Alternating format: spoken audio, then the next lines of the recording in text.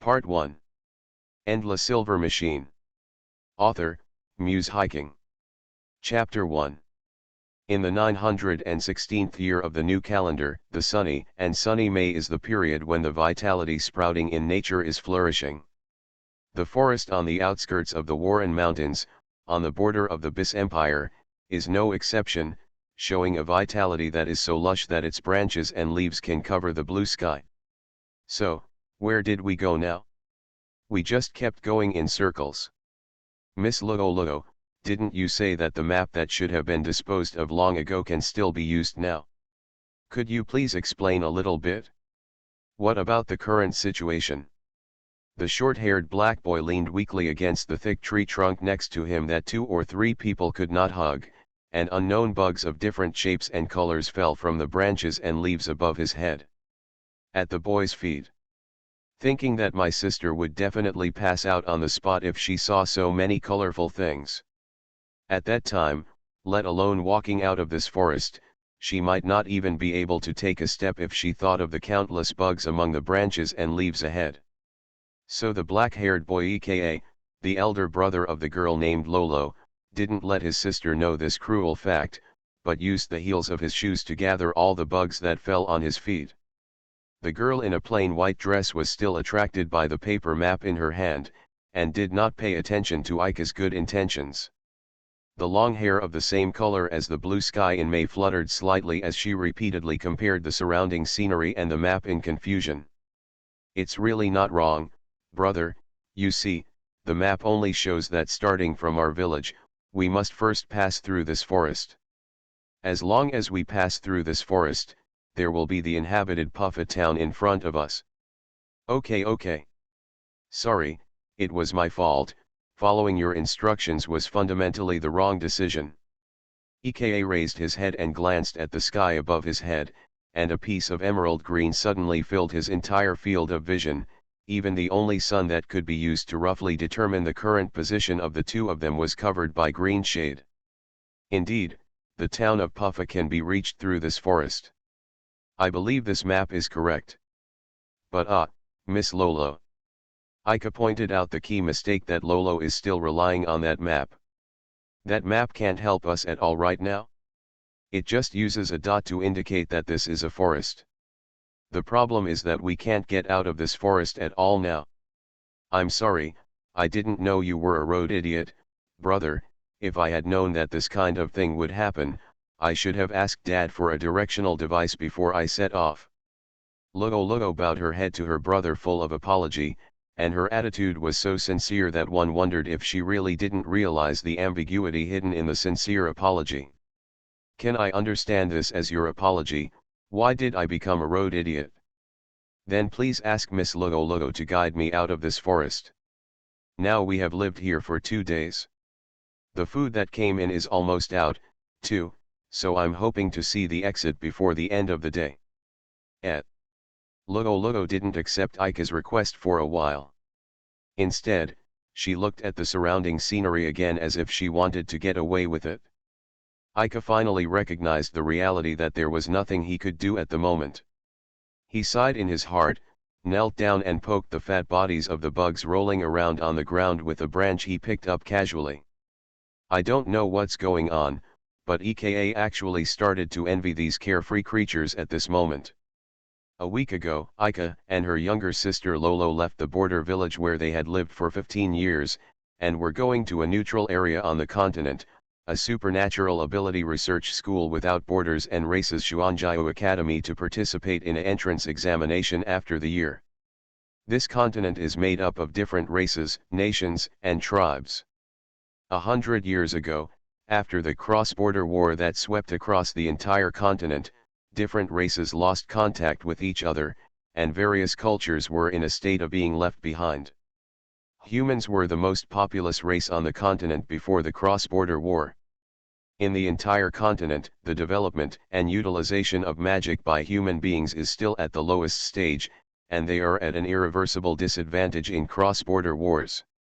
The population has dropped sharply, until the emergence of magic equipment, and the introduction of the theory of magical machinery that integrates magic and technology. To avoid the extinction of the race, There are two existing countries in human beings: Bis Empire and Tiberai Kingdom.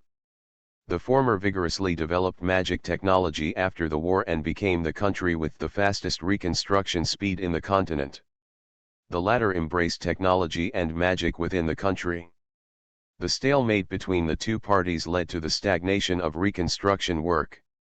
With the further development of magical technology, the strength of the Bis Empire has been greatly enhanced, and the citizens of countless neighboring countries have come to the Bis Empire to see its elegance. In the past 100 years, the shadow left by the cross-border war has long since disappeared, and the vast land of the Bis Empire has once again bloomed with vitality. But few tourists would think of visiting the frontiers of the Bis Empire. Because magic technology has not been fully popularized here, in other words, the border area is still at the rural stage, and the prosperity here is completely incomparable with the national central cities around the imperial capital. The most basic means of transportation in the Bis Empire, based on magic technology, the magic train powered by molecular power furnaces, can only build stations in individual towns. Therefore, the elders who have lived in border villages all year round hope that the younger generation can leave the village and bring prosperity to their hometown. Ika and Lolo were persuaded by their parents with similar reasons, and they went on the journey.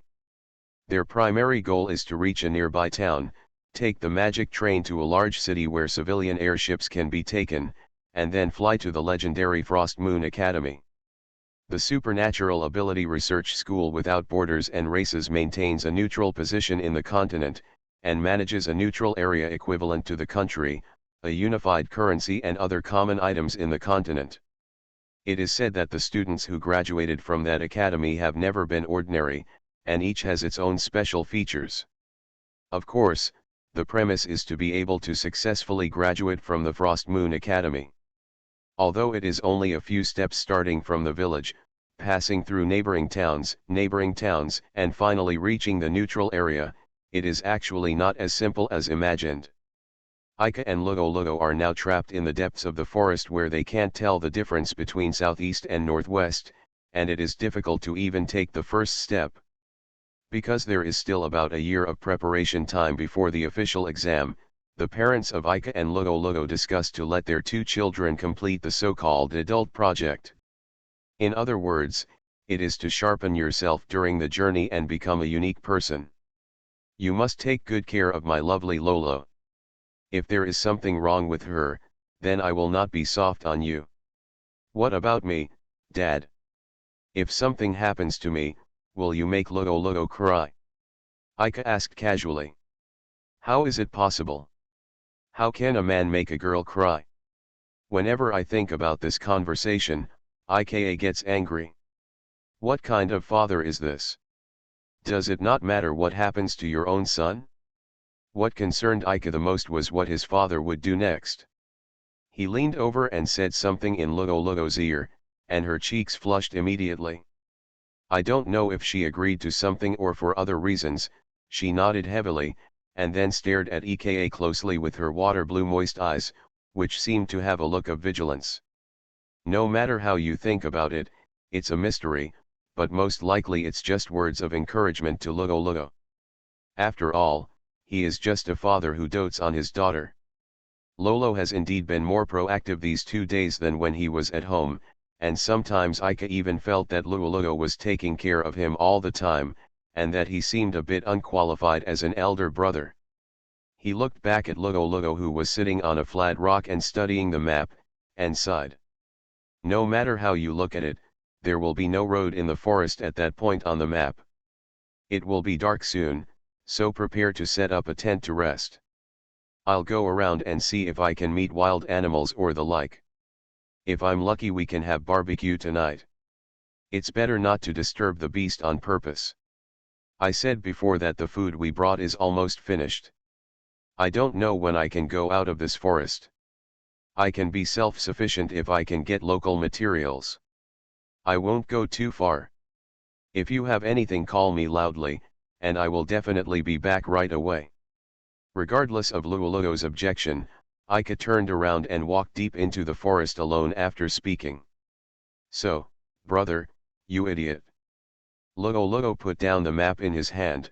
Dad specially told me to pay more attention to him when we are alone together. Although pay more attention may have that meaning, but the most important thing to worry about is that he always thinks about what to do, and what to do is dangerous, right? It's really not reassuring. Feeling slightly uneasy, Logo stood up and quietly followed Ika. Ika walked deep into the forest along the fluorescent marks on the tree trunks to prevent getting lost. This was the way he and Logo discussed after getting lost a few days ago. If there is no Logo, what will I be like? Can't even imagine.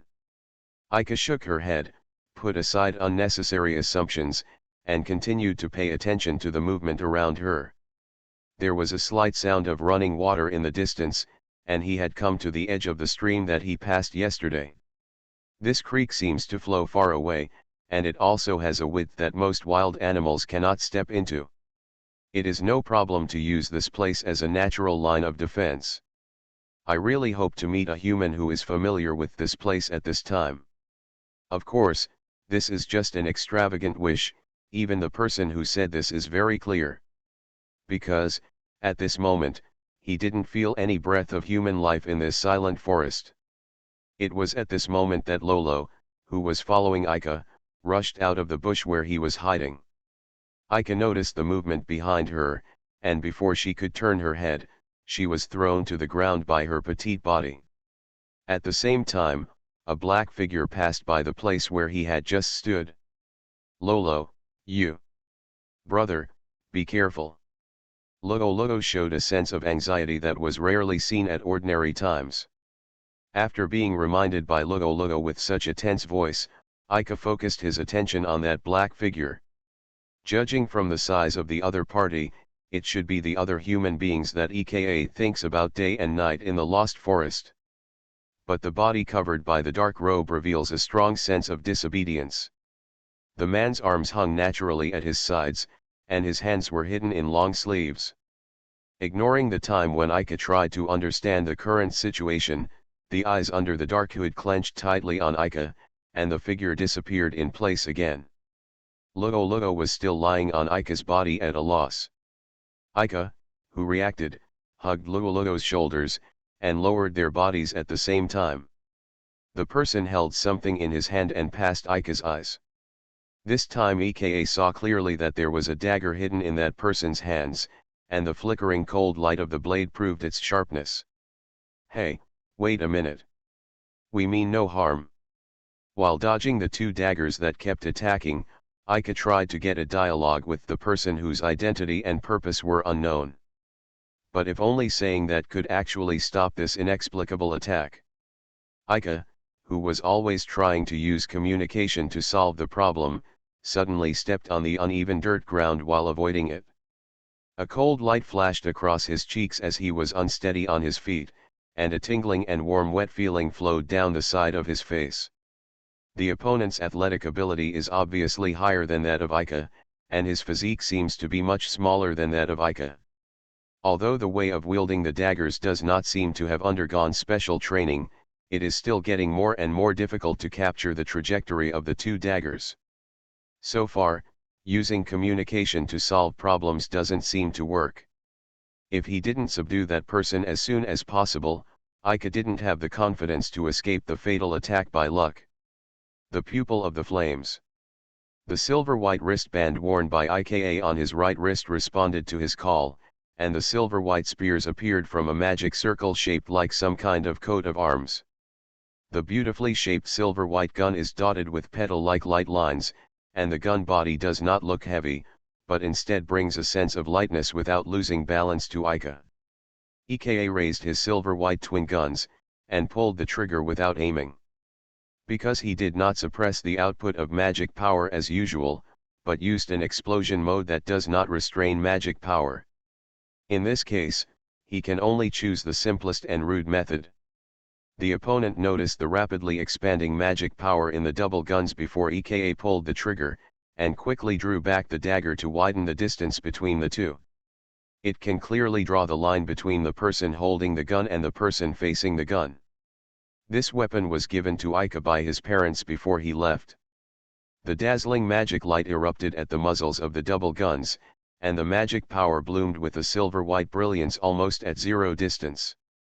The gust of wind blowing in place swept away, and the gravel and dust fell into the rippling stream. Because Lugo was far away from the center of the battle, he was not affected by the explosion of magic power. The front of her line of sight has been obscured by the rolled-up dust and gunpowder smoke, making it impossible to know the situation in the battle center. Although he really wanted to see Ika safe and sound immediately, Lugo didn't rush into the melee circle rashly. Because she can't be the strength of her brother in battle, in this case she can only obediently be the younger sister protected by her brother. Therefore, hiding this inexplicable unwillingness in his heart should at least not become a burden for him in battle. The dense fog of dust with very low visibility gradually dissipated. Ika was not seriously injured, but the huge waves from the magic burst at zero distance blew his body away, and his back slammed into the tree trunk behind him, causing faint pain from time to time. The other party must have also been impacted to the same extent, and now that the surroundings have fallen into silence again, they should not be able to rush over as aggressively as before for the time being. Although I don't know why he became the target of that person's attack for no reason, and the dialogue between the two has not been established, but if possible, EKA would rather not know the answer, as long as he doesn't meet that person again. At this time, it's great that Lugo can make people feel at ease. When confronting that person, Ika was worried for a moment that Lugo would break in between the two of them to stop him, but she did not make such a risky move, so that Ika could concentrate on facing the situation in front of him. Enemy. Vision gradually became clear. The attacker in the dark robe did not flee, but also fell not far from Ika, seemingly losing the ability to continue fighting. Ika stood up on her knees. Although the bones of the whole body are aching, but it is not yet possible to relax our vigilance. Brother, are you okay? Well enough.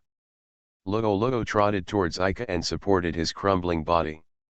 With Lugo's support, Ika staggered and approached the person who fell on the ground.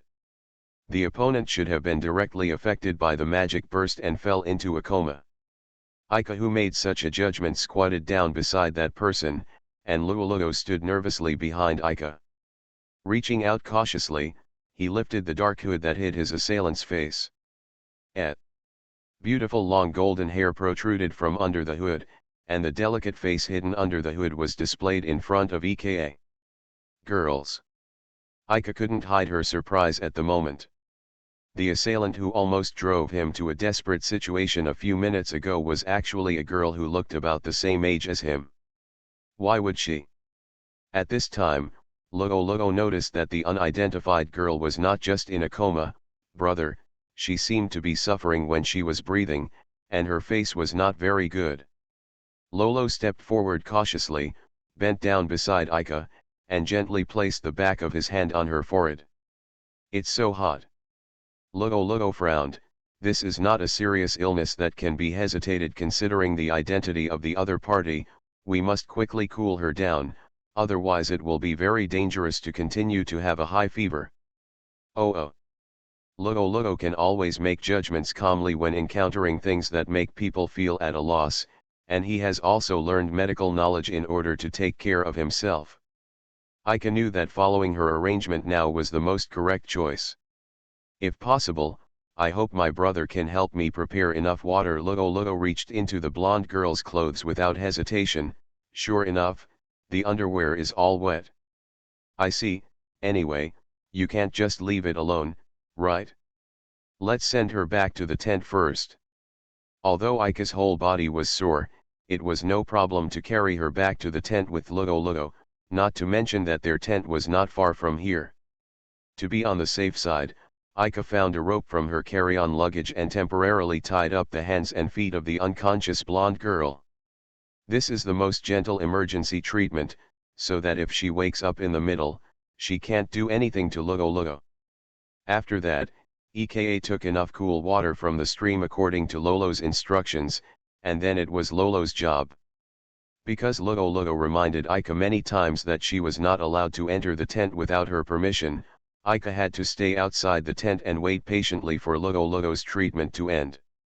Ika had no clue about this sudden attack. Neither Ika nor Lolo had seen the face of the blonde girl before, and she was undoubtedly a stranger who had never met in the past. Why did she have life-threatening hostility towards herself when she first met her? Apart from asking the cause and effect after the blonde girl woke up, Ika now has no basis for speculation. Night fell. The forest at night is still filled with the sound of unknown insects chirping. Accompanied by the not-so-lonely forest nocturne, aka, who was sitting by the fire, felt drowsy. Brother, at this time, Lugo came out of the tent. It must be very hard today, brother, do you want to go to rest early? I can take care of it here. She held wet clothes in her hands, which should be the wet underwear of the blonde girl. Let's talk about it after she wakes up. At least Ika tried to cheer up in front of Lugo, not wanting her to see her listless appearance. How is she? The fever has basically subsided, and I should be better tomorrow after a night of rest. Lugo skillfully built several short supports with thicker branches, and spread the clothes beside the fire. Ika looked away a little guilty because she caught a glimpse of a girl's underwear that she wouldn't normally see with her own eyes. Brother, what should we do next? Needless to say, Lolodo, Ika also knew that the current situation was not as peaceful as it appeared on the surface.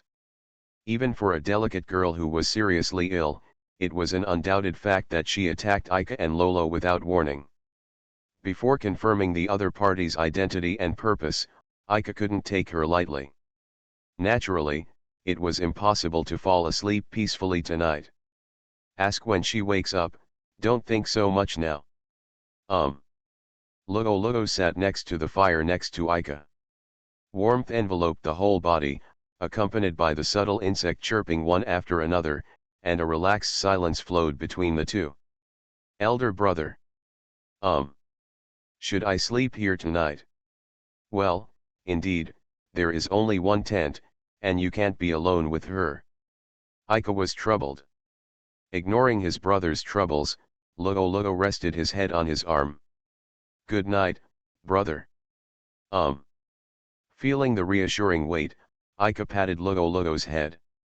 Soon, the subtle insect chirping one after another finally disappeared. Only the occasional cracking sound of the fire and Lugo's steady breathing surrounded Ika. And La Silver Machine.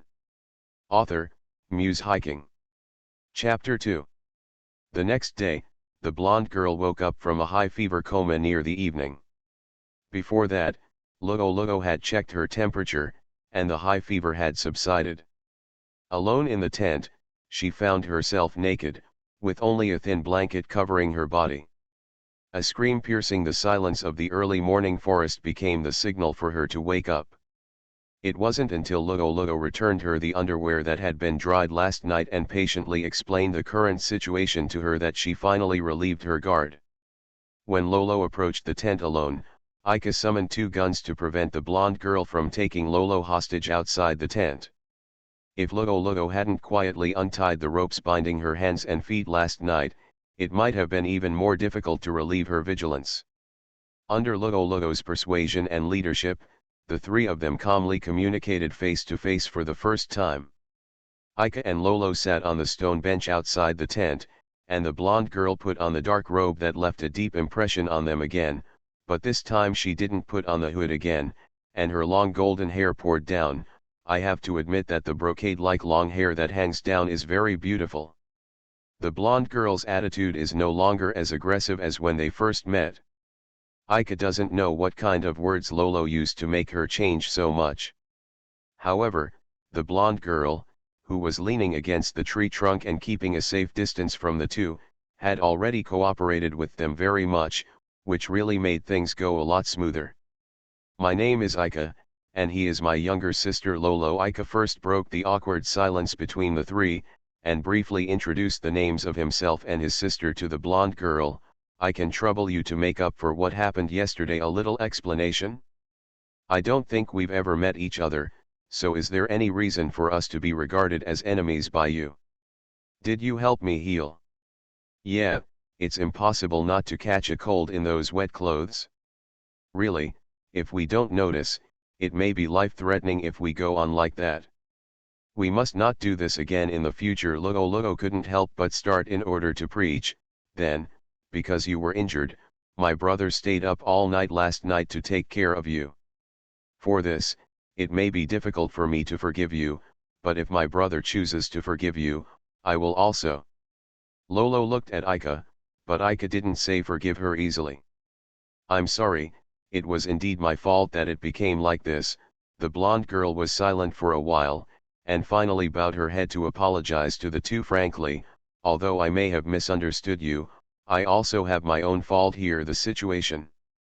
Can you tell me about your specific situation first?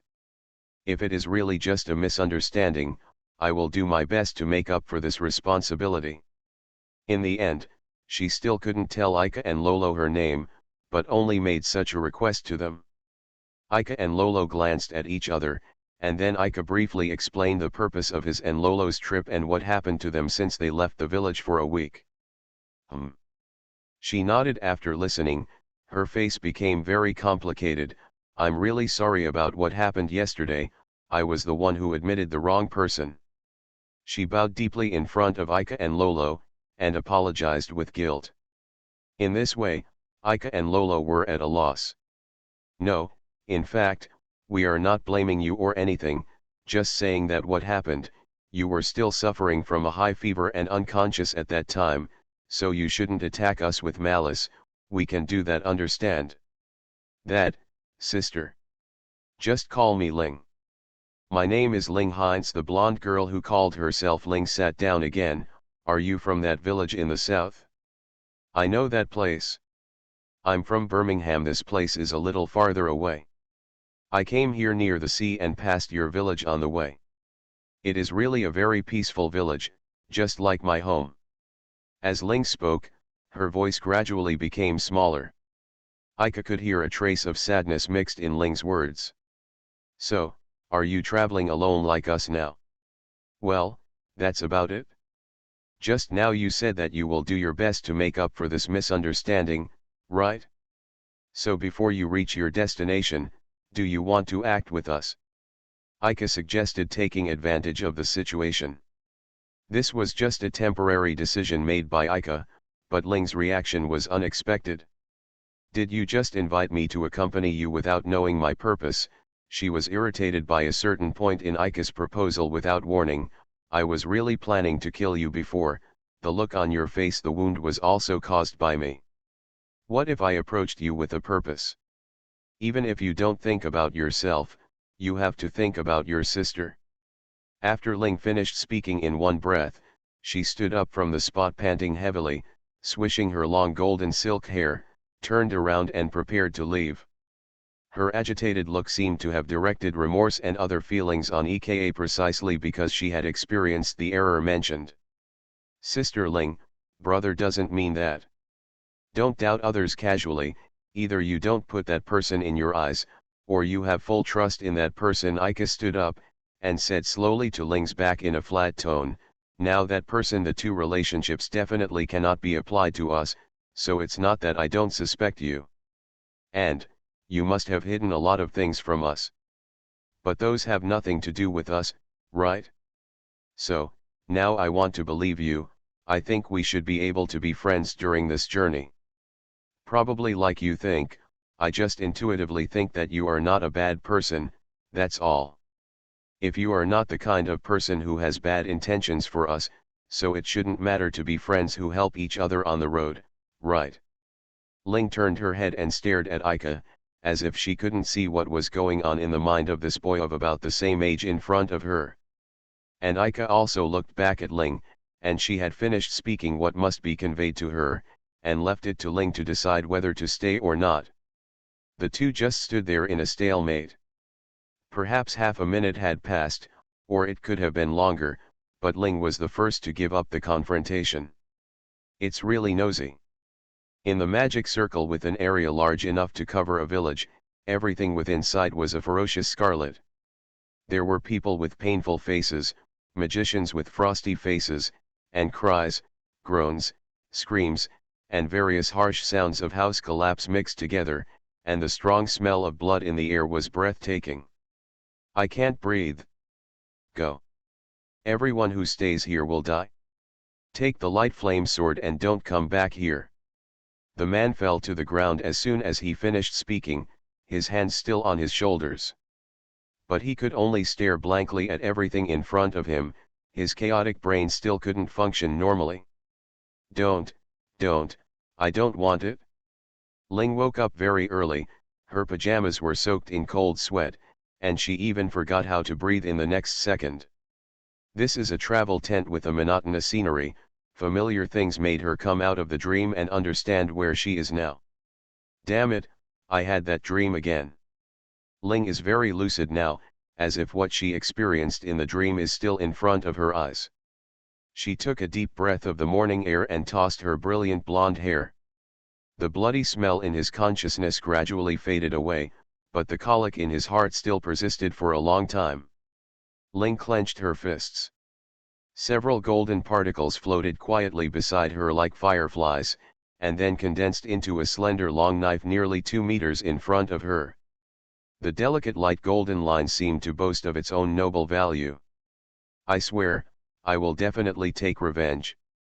Ling muttered to herself while facing the long knife, gently stroking the lines engraved on the knife with her slender fingers. The long knife shone with a pale golden light as if responding to her surging mood. Sister Ling, have you woken up? Luo's inquiry came from outside the tent. Ling responded loudly to Luo. The long knife returned to golden particles like fireflies, and quickly dissipated into the air. She put on the dark robe that had accompanied her across the mountains to come here, got up and walked out of the tent. The forest at this time looks as it does at dusk. Although it is early morning, the sky has been completely covered by the lush branches and leaves, and there is no trace of morning light shining in. Ika and Lolo are preparing breakfast, and there is a warm atmosphere unconsciously exuding between them. Family, at least, you must not implicate them because of yourself. Ling reminded herself again in her heart, and then walked towards the place where her brother and sister who had accepted her were waiting. Sister Ling, why did you leave home and travel? Luo chatted with Ling in a low voice during breakfast. Last night, because it was getting late after Ling woke up, and she had just recovered from a serious illness, and Ika didn't close her eyes all night, they ended the process of getting to know each other early. Ling closed her eyes and searched for a suitable explanation. It should be said that he is looking for someone. Is it someone important? Yeah. That's right, it's a very important person. Ling replied with some hesitation. Hearing this hesitant answer, Luo and Ling's understanding may have gone in 2 different directions. Is the person Ling's sister is looking for a boyfriend? No. After this. No matter what Luo asked again, Ling didn't answer. Ika sat next to the 2 of them and silently ate the grilled fish caught from the stream and casually baked until cooked, while thinking about the next course of action. He and Luo could only spend the last night in this forest with their luggage. Even if they got out of the forest, they only had enough money to stay in a hotel for about 2 or 3 days. But Ling, who joined now, is empty-handed. It's fine if I'm the only one, but I can't let 2 girls sleep on the street with me. The more I think about it, the more I feel that it will become more difficult. This is probably some kind of psychological effect. I already know how hard it will be in the future, but now I seem to have no strength in my whole body. After a leisurely breakfast, the 3 simply packed their luggage and prepared to leave the vast forest that trapped them for 3 days and 3 nights. Ling didn't put the hood of the dark robe on her head anymore, but tied a slightly plain headband on her long golden hair. I wanted to ask before, why do you insist on wearing this robe that makes you unable to move around? Could it be because of your dark personality, or some special constitution that turns gray when exposed to light? Ika looked at the unique Ling, and couldn't help but joked. Eh? How do you know? Ling pretended to be surprised. Is Sister Ling a blood race? It's amazing, I haven't found out. Only Lugo didn't understand the situation. Actually, there are other reasons. It's not convenient to explain now, and I will tell you when necessary. Besides, isn't what kind of clothes to wear a matter of personal preference? At least my robe is better than the couple outfits of the two of you, much better. Love, couple outfit. Lugo's face turned red all of a sudden, he lowered his head and crossed his fingers. What kind of couple outfits? It's just what my father asked us to wear when we went out, and only the color is the same. Ika looked at his white windbreaker and Lolo's white dress. Indeed, your long robe, it looks very fat, no matter whether you are fat or thin, you can't tell it after wearing it. Before Ika could finish her words to fight back and hide her embarrassment, Ling stepped on him unceremoniously. The three of them walked forward in the forest in silence. Ling walked in the front, and Ika walked in the back. According to Ling, they were already very close to the forest exit. As long as she walks according to her feeling, she will be able to leave this ghostly place where the sun is never seen. Speaking of which, what exactly do you feel? The wind direction or the smell? Intuition. Ling ended the conversation with two simple words. Silence fell again between the three of them.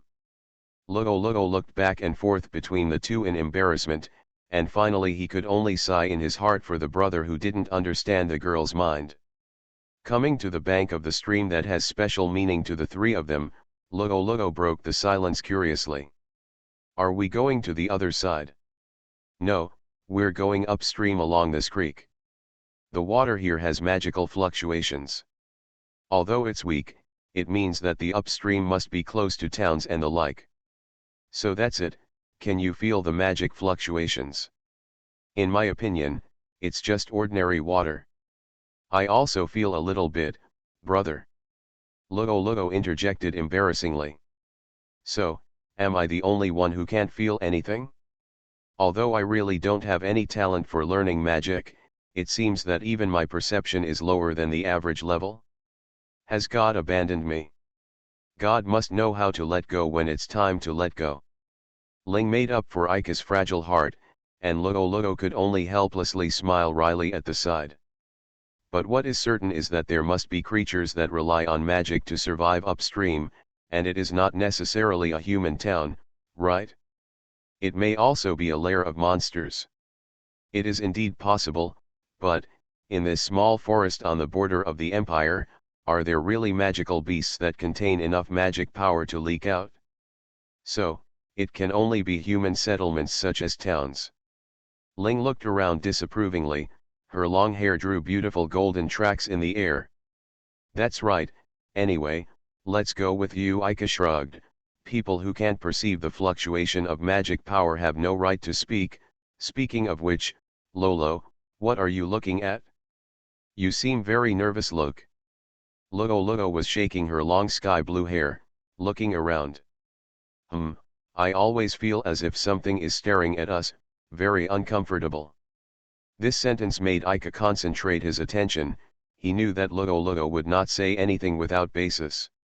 Ling also seemed to have noticed something from the expressions of the two of them. Do you want to move? She asked in a low voice. No, wait a little longer. I don't know the other party's identity, location, and purpose. Moving casually will only give the other party an opportunity. Although it was the original words that my father warned Ika before leaving, but now it can be regarded as the knowledge he has mastered. He calmly summoned the silver-white double guns called pupils of fierce flame, and the index finger has already pulled the trigger. Ika, are the two pistols you used before just magic tools? Magic equipment? Should it be considered? How about the power? I remember you said just now that you have no magic talent, and you can't perceive magic power, but that kind of power is obviously not something that people without magic talent can use. I don't know, I just use it if I want to. Ika really couldn't express in a few words what it felt like to use these two pistols to perform magic. Compared with the so-called magical talent, it is more like knowing that you can use such magic when you hold the handle of the gun. Ling narrowed her eyes suspiciously, and shifted her gaze from Ika's face to the silver-white guns in his hands. Is this a magic outfit? Magic costume? Ling said a term that Ika had never heard of in a cold tone, and he asked back. Really, then it shouldn't be. Seeing Ika's expression that she had never heard of before, Ling's tone seemed to soften. Ling waved her hand, and the looming golden particles suddenly appeared beside her. Ika carefully touched those firefly-like golden particles with her fingers, and a tingling pain immediately came from her fingertips. Don't touch it casually, I won't be responsible if your finger is broken later. It won't be so exaggerated. Although EKA was dubious, Ling's emotionless voice forced him to believe. All three are ready to enter the battle at any time. But after a long time, nothing happened. Apart from the buzzing of insects and gurgling water, there were no other unusual sounds around. After a while, Lugo spoke again. It feels like that line of sight has disappeared. Well, I also feel that the surrounding atmosphere is not as tense as before. Ika turned her head and smiled softly at Lolo. Probably Lugo also realized that she made a mistake in judgment this time, and Ika didn't want her to blame herself for this kind of thing. Ling looked at Ika's doting on Lugo, and quietly moaned with some envy, so, is it safe now? I'm sorry. No one blamed Lugo, so when she suddenly apologized to the two with a voice that was about to cry, it surprised them. I'm just judging by my feelings, causing trouble for everyone. There is no need to apologize for this kind of thing. If there is no danger, it is considered lucky. If there is really danger, then we should be the ones to thank you. Ling walked up to Lugo and gently stroked her head. This difference in treatment is too obvious.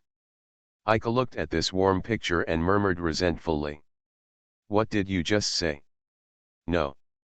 Didn't say anything. Ling looked at Ika with a smile on his face, but it only made him feel a chill down his spine.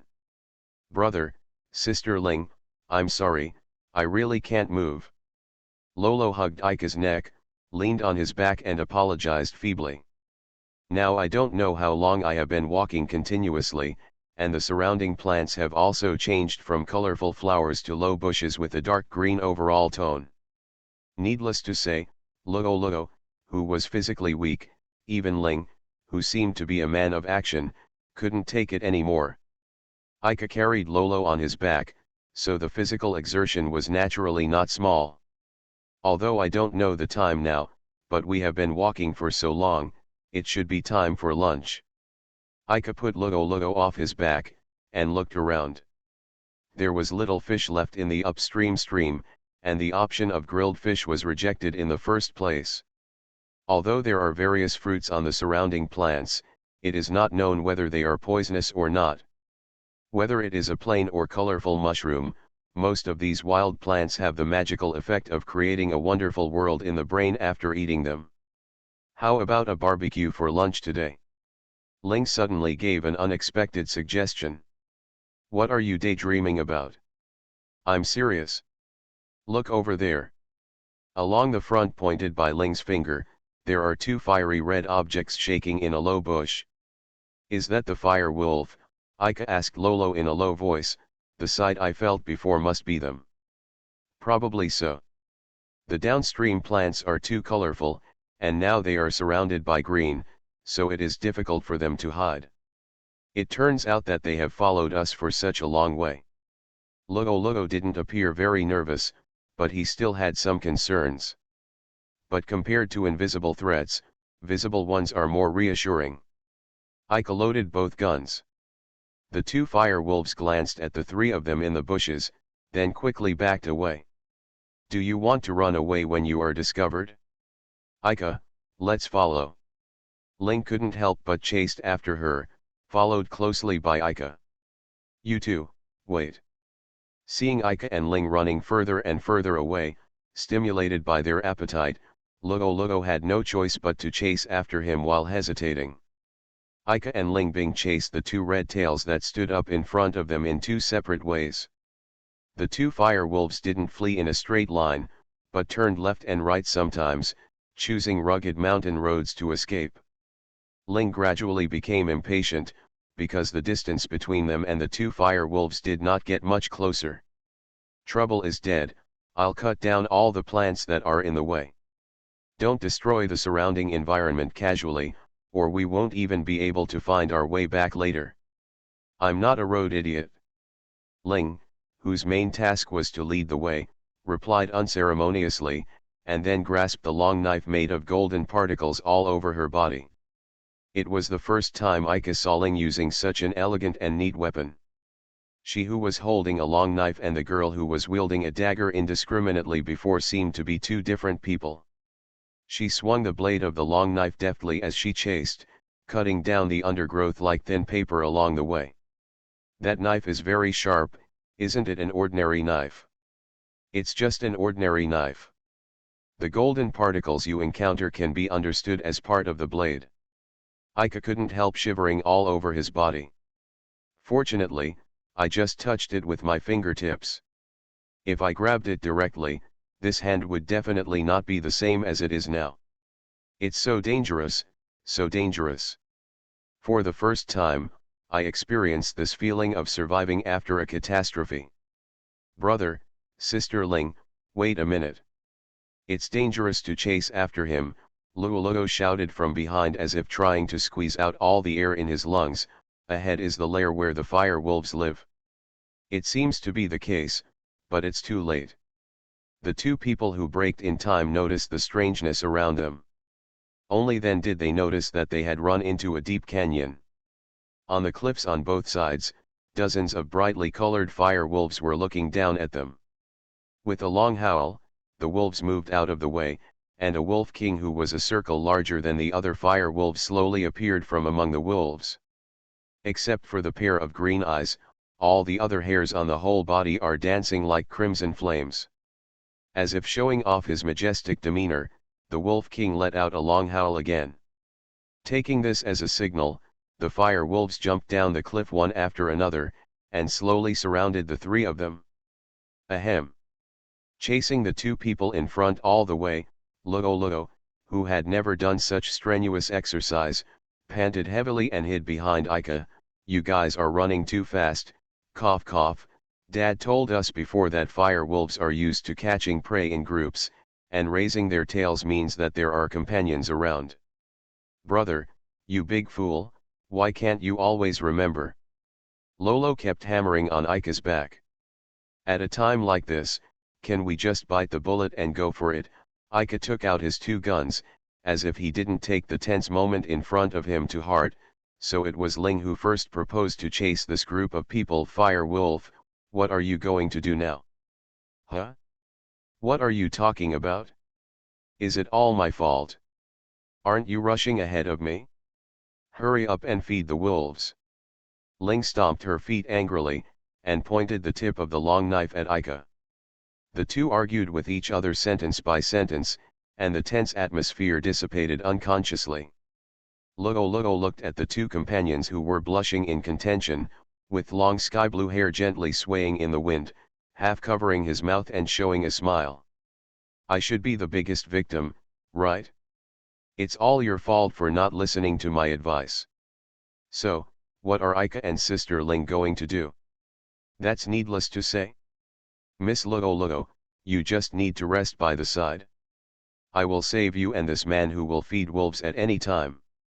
Ika and Ling looked at Luoluo with gentle eyes, and immediately glared at each other again.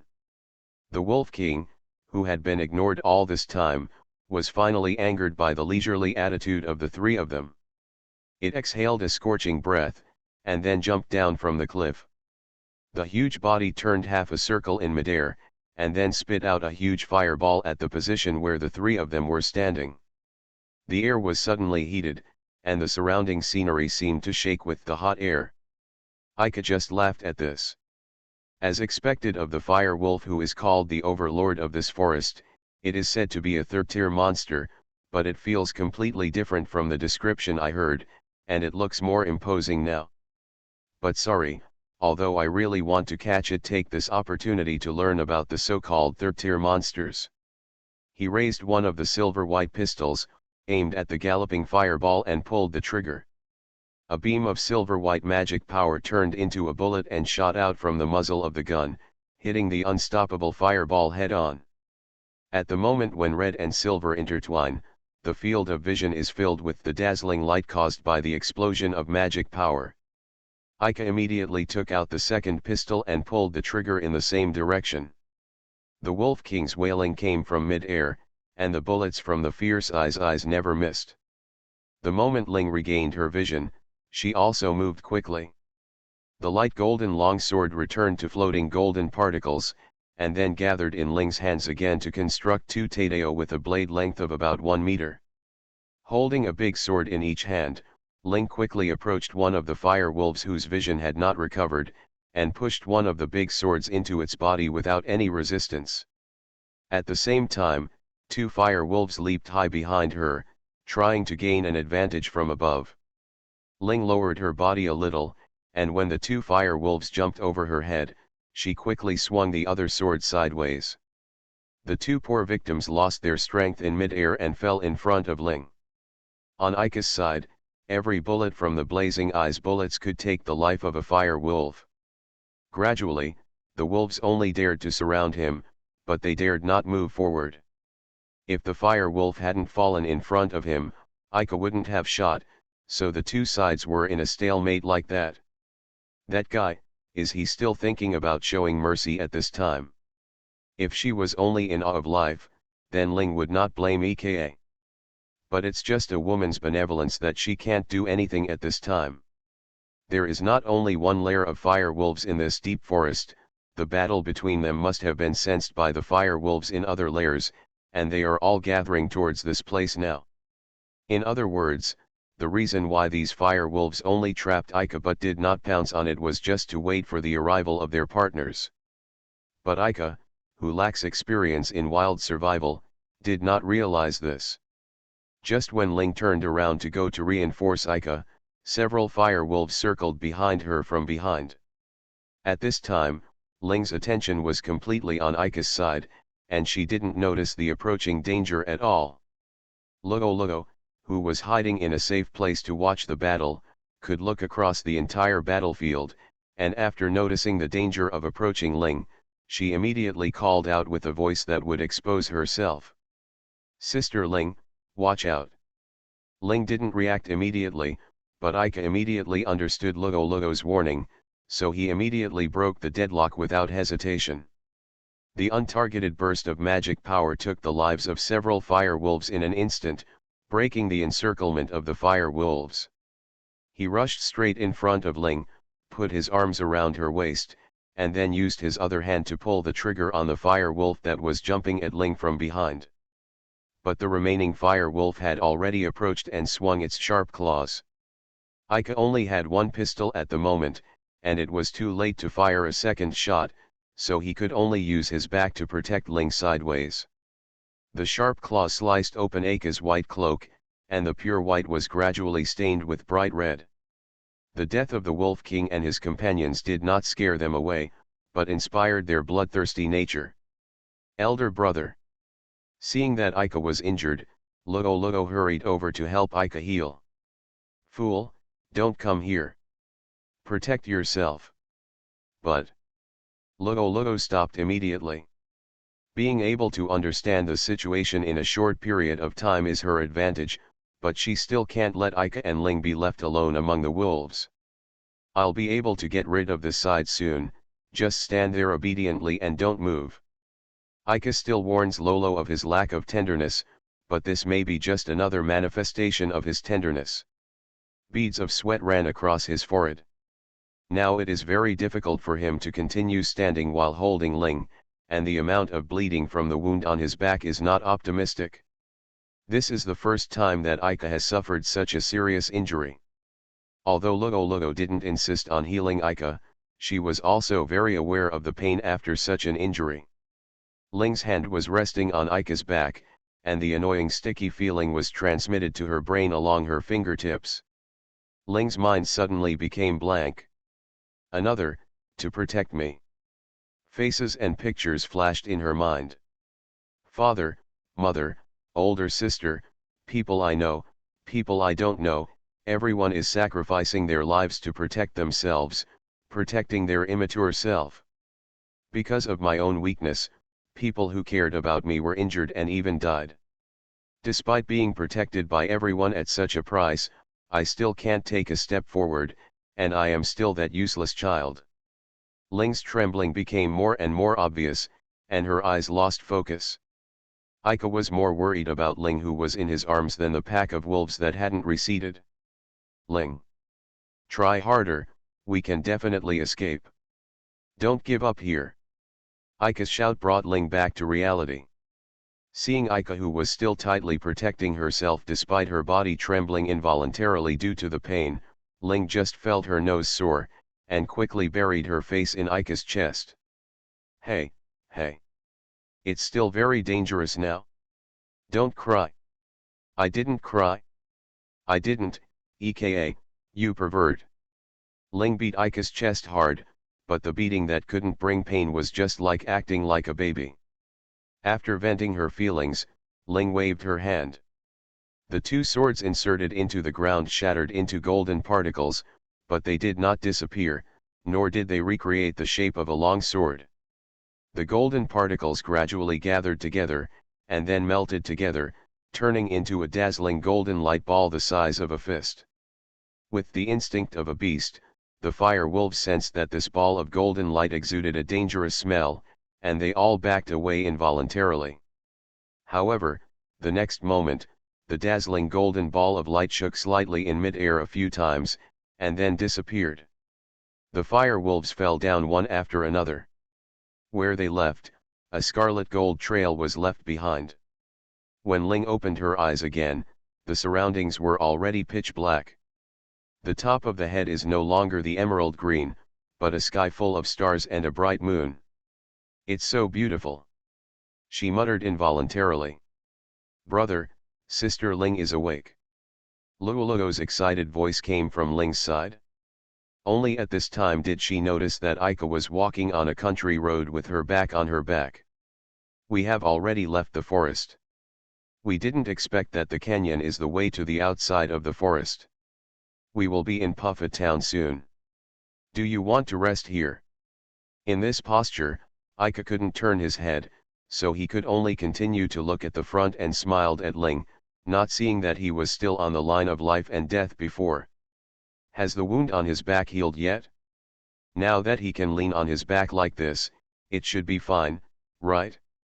In just a few hours, such a serious injury can be completely healed. Ling looked at Luoluo, who was quietly walking beside Ika. All she could think of was what this young girl who had been under protection had done for Ika. This time, seeing Ika's gentle smile, Ling didn't ridicule him anymore, but kept silent for a while. What's the matter? Let me state in advance, this is not to say that you are heavy. I just don't know if you need to set up a tent nearby to sleep. Even if you keep walking now, it will already be dawn when you reach Puffet Town. Ika was afraid that Ling would misunderstand, and let herself experience the thrill of dying again. I don't think so. Go on, it's very disturbing to spend the night outside, right, Lolo? Ah. Ling accidentally let go of Ika's neck while waving her hands indiscriminately to cover it up, and almost fell off Ika's back. Don't move around. Hey, he's strangling my neck. Let go, I'm going to die.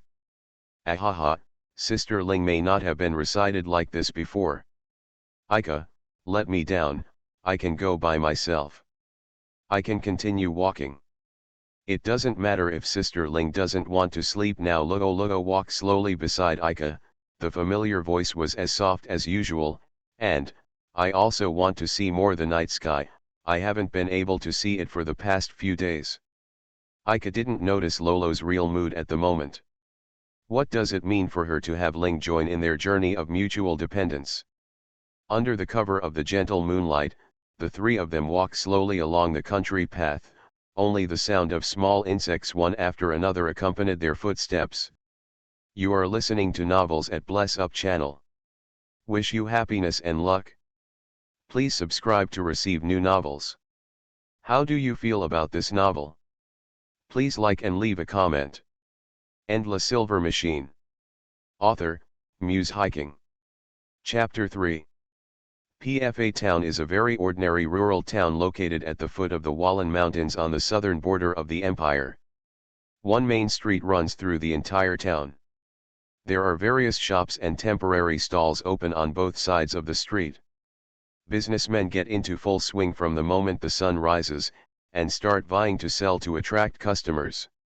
Customers look for food or daily necessities to buy that day among various vendors, and then bargain with the merchants. There was a lot of hawking and haggling. Everything seemed so peaceful under the blue sky. The three of Ika haven't experienced a populated place for many days. Such a peaceful town is the spiritual harbor they need most at the moment. Stop looking here and find a hotel to rest. Yes, brother, I also want to take a nap. In the early morning, the three of them successfully walked from the vast forest at the foot of the Wallen Mountains to the town of PFA. As soon as he stepped into the market in the town, Ika was immediately attracted by the lively atmosphere in front of him. It was as if the fatigue of a long journey for a whole week had been washed away by such liveliness, and he forgot that the first priority when he came here was to find a hotel. The hotel allowed the two girls to rest. Now, he was dragging the two listless girls around in the busy city. You can't keep wearing these clothes, right? They're already in tatters. You have to buy a new one. He retorted. But Ika has never looked for a shop specifically to buy clothes since he stepped here.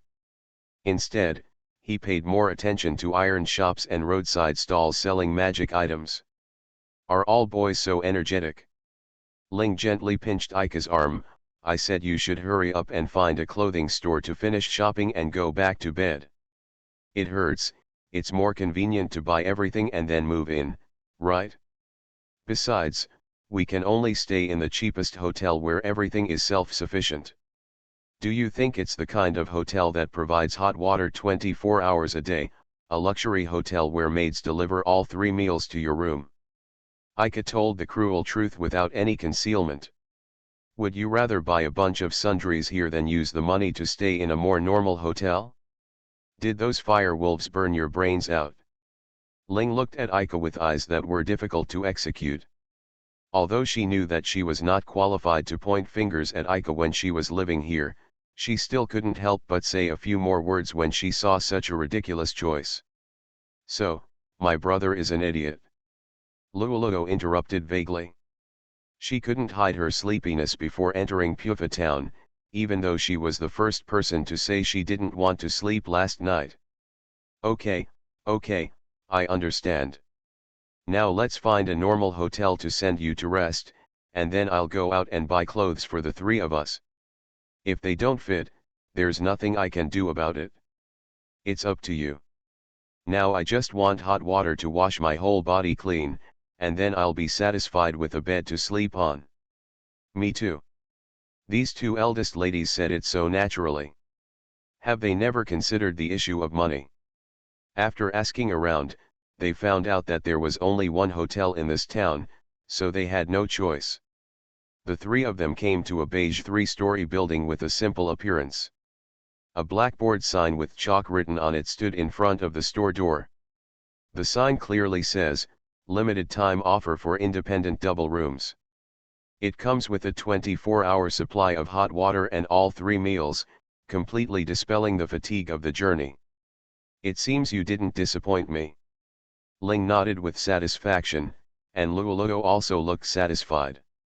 Due to the limited time offer, and the fact that the hotel looks so low-key, you should be able to stay there for a few days with your current funds. Ika flipped through the pockets of her windbreaker. Where's the money? Ika turned over the left and right pockets of his windbreaker and checked all the pockets of his pants, but the wallet containing active funds was completely missing. How could this happen? Dad gave us a lot of money when we came out. Could it have fallen into the fire wolf's lair? Ling thought of a possibility. Indeed, Ika sacrificed his life to protect Ling in his arms. Maybe at that time, the wallet fell out of the pocket of the windbreaker. After that, in order to avoid being entangled by the next wave of fire wolves following the sound, Ika picked up the fainted Ling and Luoluo and hurriedly left the canyon without having time to check whether there were any missing items nearby. What should we do now? We have no acquaintances here. If we don't have money, we can't even eat. Luoluo, who was constantly being invaded by sleepiness, burst into tears as he spoke. At this time, the hotel door opened. A girl wearing round glasses poked her head out from the door of the store and glanced at Ika and the others who were standing in despair in front of the hotel. "Are you travelers? I saw you standing here from the window for a long time." "Ah, I'm sorry, we just came to this town this morning." Ika quickly lowered his head and apologized on behalf of the three of them. "Are you the owner of this hotel?" "No, the boss is inside." The girl pushed up her round-rimmed glasses that looked slightly wiser. "I tell you, if you don't have money, you can discuss it with the boss. Maybe we can let you move in on credit." "Eh? How do you know we don't have money now?" Ling was a little confused. "Ah, well." The girl squinted her eyes and laughed. "Look, haven't you guys been talking about money just now? So I was wondering if that was the case. I have something else to do. I'll excuse you for now, but I still suggest you go talk to your boss first. After all, you have traveled such a long way and you still need to rest now." After saying that, the girl wearing round glasses left the hotel and left in the opposite direction from where Ika and the others came. Ika watched in confusion as the girl's figure disappeared into the crowd. "It's probably an employee of this hotel. Since she said it's possible to get it on credit, let's give it a try. There is nothing else we can do." So Ika turned around and walked into the hotel, followed by Ling and Luoluo. The interior of the hotel is as simple as the first impression from the exterior. The floors, walls, and ceiling are all wooden, giving it a very natural feel. The white-bearded old man at the counter noticed someone coming in, and slowly raised his head to look at the three people walking into the hall. "Are you three going to stay in a hotel?" "Excuse me, we want a room, but the money probably fell on the road. Can we move in temporarily and pay the money in 2 days?" Ika hesitated for a moment before nervously speaking to the old man with the white beard. Although the girl with round glasses did say so, Ika was still worried that such an unreasonable request would be rejected. "Let me see how many rooms are left." However, the white-bearded old man did not kick them out of the hotel because of Ika's request when they met for the first time. Instead, he flipped through the registration book at hand. "Only the remaining rooms are. One double room is full, and the other rooms are full." "Thank you, then we would like to book this room." "How many days?" "1 day. I will try my best to pay off the money I owe before tomorrow." "Yes. Room number 6, 1 day. Okay, I hope you can live comfortably. After all, 3 people will have to squeeze in." 3 people. The 2 eldest ladies, who were already drowsy, shouted in unison. It seems that the 3 words blurted out by the white-bearded old man just now stimulated them, and now they all look more energetic than Ika. "What's going on? Why are there 3 people in a room? You pervert." Ling grabbed Ika's collar, her cheeks as red as her eyes that didn't get enough rest. Image. "I don't care, I live with my brother." Luoluo has a completely different attitude from Ling. Although her cheeks were red, she still maintained a calm attitude. Ika helplessly tried to explain to her while being shaken hard by Ling. "It turns out there is no room." After knowing the real reason, Ling finally calmed down. "But anyway, if Luoluo thinks it's okay, then I have nothing to say. After all, it's thanks to you that I can find it. Where to live, even though it's my first time. Don't worry too much, I plan to go to the town to find a temporary job later. This way I can collect the travel expenses, and if I'm lucky, I can get a place to live there." You can't do this, brother. Your burden is too heavy. When talking about Aika's daily life, Lolo would never agree to add unreasonable burdens to Aika. If we want to work, we must also work. Go with your brother, as long as you live together. There's no need for Luoluo to go to this extent. I'm the one who should go to work. Ling's sense of responsibility was also aroused by Luoluo's impassioned speech. In fact, she asked Aika to go to the town to find a job. I had this thought at some point, it's just that I've never lived with a boy before, so I always feel a little nervous. Generally speaking, it's normal for Ling to be worried. Aika couldn't help but remind her, who hadn't noticed this yet. You must stay in the room and rest today. You can think about things later. Anyway, let's go check out the room now. In her heart, Aika hoped that the two of them would not have to go to work, so she used this strong request to make them temporarily give up this idea, and led the two of them up the stairs. The first floor of this hotel should be all staff rooms, so there are no rooms for guests. There are 6 rooms on each floor going up, for a total of 12 rooms. Aika's room number 6 is located at the end of the corridor on the second floor, the farthest room from the stairwell. Aika took the lead in pushing open the door, and a scent of fragrance came from the room.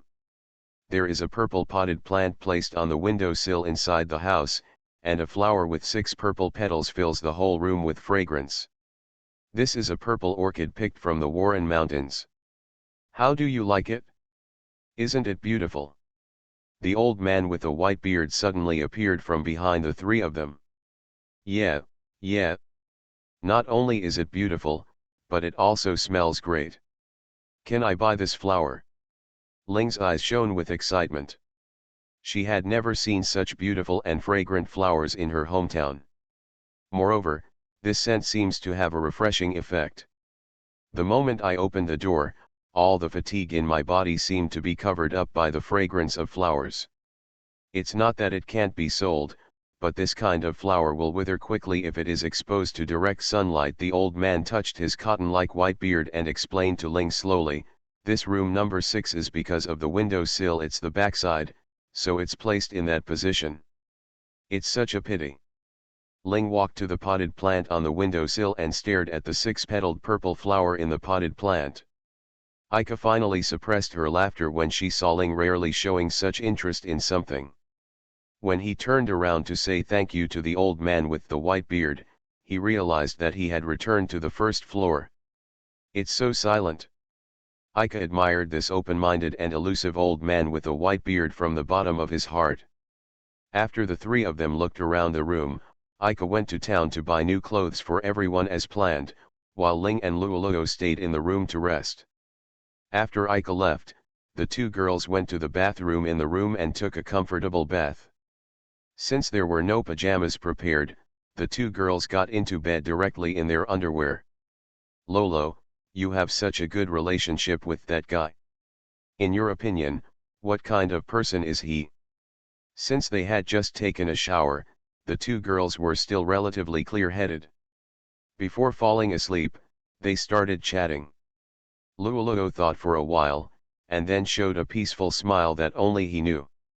Brother, he is a person who will lend a helping hand when he sees others in need of help, no matter how inconvenient it is. He likes to meddle in other people's business. But, I like this kind of brother the most. That's it. What happened in the Fire Wolf lair is still vivid in her mind, and Ling still seems to be able to recall Aika's body temperature. When his life was hanging by a thread, he rushed over without hesitation. Even though he suffered such serious injuries, he did not blame himself for being careless. He is really an idiot who likes to meddle in other people's own business. Ling muttered in a low voice, speaking of which, Luoluo. Call. A soft breath replaced her response. Are you asleep? Ling originally wanted to take advantage of Aika's absence to learn more about Aika from Luoluo, because she was too embarrassed to ask him in person. Probably because she was rescued from danger twice by Aika. For Ling, Aika has left an indelible mark on her life trajectory. When I came back to my senses, I realized that no matter whether I was complaining or questioning, I just wanted to talk to him a few more words and learn more about everything related to him. But this kind of feeling cannot be possessed by oneself. At least, until that incident is completely over, I am not qualified to establish a so-called bond with other people. End La Silver Machine. Author, Muse Hiking. Chapter 4. Ika is now like a headless fly wandering around in the market. Before leaving the hotel, Ika did perhaps the most ridiculous behavior in his life, which was to borrow money from the old man with a white beard to buy clothes on the basis of the room charge. The unexpected series of ridiculous requests not only instead of letting the white-bearded old man and the two girls be kicked out together, they all agreed to Ika. Should we say that the residents of this small town are as kind as the old man with the white beard? Can such a kind person really not be deceived? With all kinds of confusion and endless gratitude to the old man with white beard, the urgent needs faced by Ika and the others were temporarily relieved. He bought himself a new black trench coat for the simple reason that it doesn't look particularly obvious if it gets dirty. The biggest problem now is that he has never been exposed to girls' clothing. Looking at the colorful women's clothing displayed in the clothing store, Ika felt that just standing in the store and choosing was already a challenge. Lululo only needs light clothes. What should Ling do? How could I possibly know what kind of clothes she would wear besides that robe? Ika abandoned herself and rummaged through the shelves using her imagination to select women's clothing that might suit the two girls. Needless to say, the customers in the store gave him quite interested looks, most of them being female customers of course. I will make you return this humiliation. Ika kept telling the blonde girl in her heart that she must rest first. Oh! Little brother, we meet again.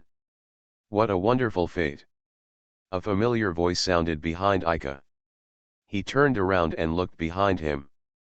The sister with round glasses who had talked to them before in front of the hotel was standing behind Ika with her hands behind her back. What? Do you have such interest? Big sister will keep it a secret for you. Ika looked at the various women's clothes on the hangers, then looked at the meaningful smile of her sister with round glasses, and immediately understood what she wanted to express. It's not what you imagined. I was just helping my sister and friends buy clothes. You saw her in front of the hotel before. Yeah, I understand. Don't worry, I will keep it a secret for you. The sister with round-framed glasses patted Ika on the shoulder with understanding, pushed up her round-framed glasses, and nodded calmly. You don't seem to understand anything. In that case, are you the only one going out now? Do you want to go have a drink with your sister? The sister with the same round-framed glasses as the old man with the white beard still had a bright smile on her face. Hey, that's really hard work. At the open-air stall of a nearby restaurant, the eldest sister was slowly drinking a drink through a straw while listening to Ika talk about some experiences that happened before arriving in PFA town. Ika used all the money he borrowed from the white-bearded old man to change the tattered clothes of the three people, so his drinks were paid for by the kind elder sister in front of him. Thank you for helping me choose clothes for them. I really don't want to experience walking around in the women's clothing store again. By the way, thank you in front of the hotel. Without your reminder, we would have now I might give up staying in a hotel and sleep on the streets instead. Have you moved in now? Well, the boss is a very kind old man just like you. Now I have temporarily found a room for the two of them to stay for a day, and then I will find a way to make money to pay off the credit. Don't you live with them? The eldest sister leaned her head over the table and smiled maliciously. It's impossible no matter how you think about it. My name is Tara, I should be old enough for you to call me sister. Now I am helping in that hotel, and I will often show up there during this time. Let's just take good care of each other, he joked. Tara sat back in her seat. By the way, how long do you plan to live in this town? I don't know. In short, we need to find a temporary job here first, otherwise they and I may really have to live on the streets. Oh? How about you move in with me? I live alone, so the room is quite big.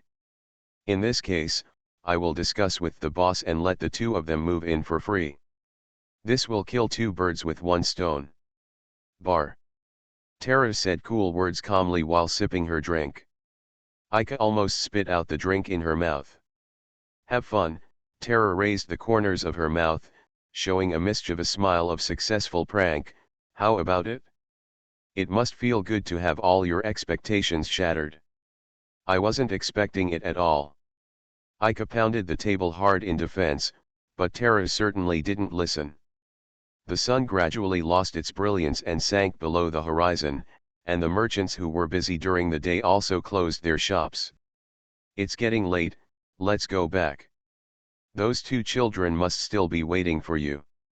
As they walked down the street shrouded in the afterglow of the setting sun, neither of them spoke. But this was different from the awkward silence with nothing to say. At this time, there was only calm air flowing slowly between the two of them. You, although you can't see it on the surface, you are really amazing. Tara suddenly spoke softly and said this. Did you just say something very rude? Tara ignored Ika's complaints and continued to talk to herself. You have to take care of two girls while traveling alone. Tara walked up to Ika and stood in front of Ika with her hands behind her back, looking at Ika with her light green moist eyes. I think maybe, I'm already obsessed with it. Is you? The air solidified at this moment, and the breeze seemed to stay in place. Are you joking? You guessed it, it was a joke. Ha ha ha. Seeing Ika's speech become hesitant and very innocent, Tara couldn't help laughing. That's right. Knowing that she was being teased by Tara again, Ika finally stroked her chest and breathed a sigh of relief, but there was still a faint regret in her heart. If I get serious, I can definitely trick you into my room. Please don't do this. The two joked with each other and walked back to the hotel side by side. After Ika and Tara said goodbye in the lobby on the first floor of the hotel, they returned to the door of the guest room where Luoluo and Ling lived. He knocked politely on the door first. As soon as he opened the door, a pillow flew towards his face. What are you doing? You're back too late. She vaguely saw the two girls wearing only underwear in the room. Ika was not sure whether she was too tired and hallucinating, put the clothes at the door, and then go outside and wait immediately. Ling's menacing voice came from the room, and he probably hid inside after throwing the pillow. Yes, yes. Ika placed the paper bag containing their clothes at the door, then respectfully exited and closed the door. I have no idea what I'm doing. Ika sat down with her back against the door. Originally, I simply wanted to go to the legendary Shimizuki Academy to take the entrance exam, but now I feel that I am getting further and further away from my original goal. After a while, Luoluo's gentle greeting came from behind the door. Brother, are you still there? Have you found a job? Not yet. I chatted with someone I just met today on the road for a while. It was already very late when we separated. Someone you just met? Well, where will my brother stay tonight? I do not know. There was a sudden silence across the room. Ika began to sort out what happened in the past few days. Initially, with the goal of becoming an independent adult and enrolling in Shimizuki Academy, he left home with Lolo. When they were lost in the forest, they met Ling, who suddenly attacked them. In the end, the misunderstanding between the two parties was resolved. Ling became friends with the group and then encountered a group of fire wolves. As a result, he lost all his travel expenses in the battle and developed into what he is today. Such an embarrassing situation. It's such a messy life. Ika only felt the drowsy fatigue spreading throughout her body. The fatigue that had accumulated since yesterday finally had a hypnotic effect when she relaxed. The early morning sunlight shone into the room through the curtains, and Ika woke up in the warm quilt. Opening his sleepy eyes, he looked around. In the dark room, two beds were placed side by side. On the bedside table between the two beds, the potted plant that originally seemed to be placed on the windowsill has now been moved here. The flowers with 6 purple petals are still in full bloom today, bringing familiarity to this not-so-large room. Of light fragrance. The girl with loose blonde hair was breathing evenly on the bed opposite.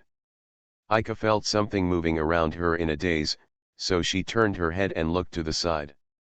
A face with a faint smile appeared in front of her eyes, and her long sky-blue hair rose slightly with her gentle breathing. "It's Lulu, it's still so early, let's sleep a little longer."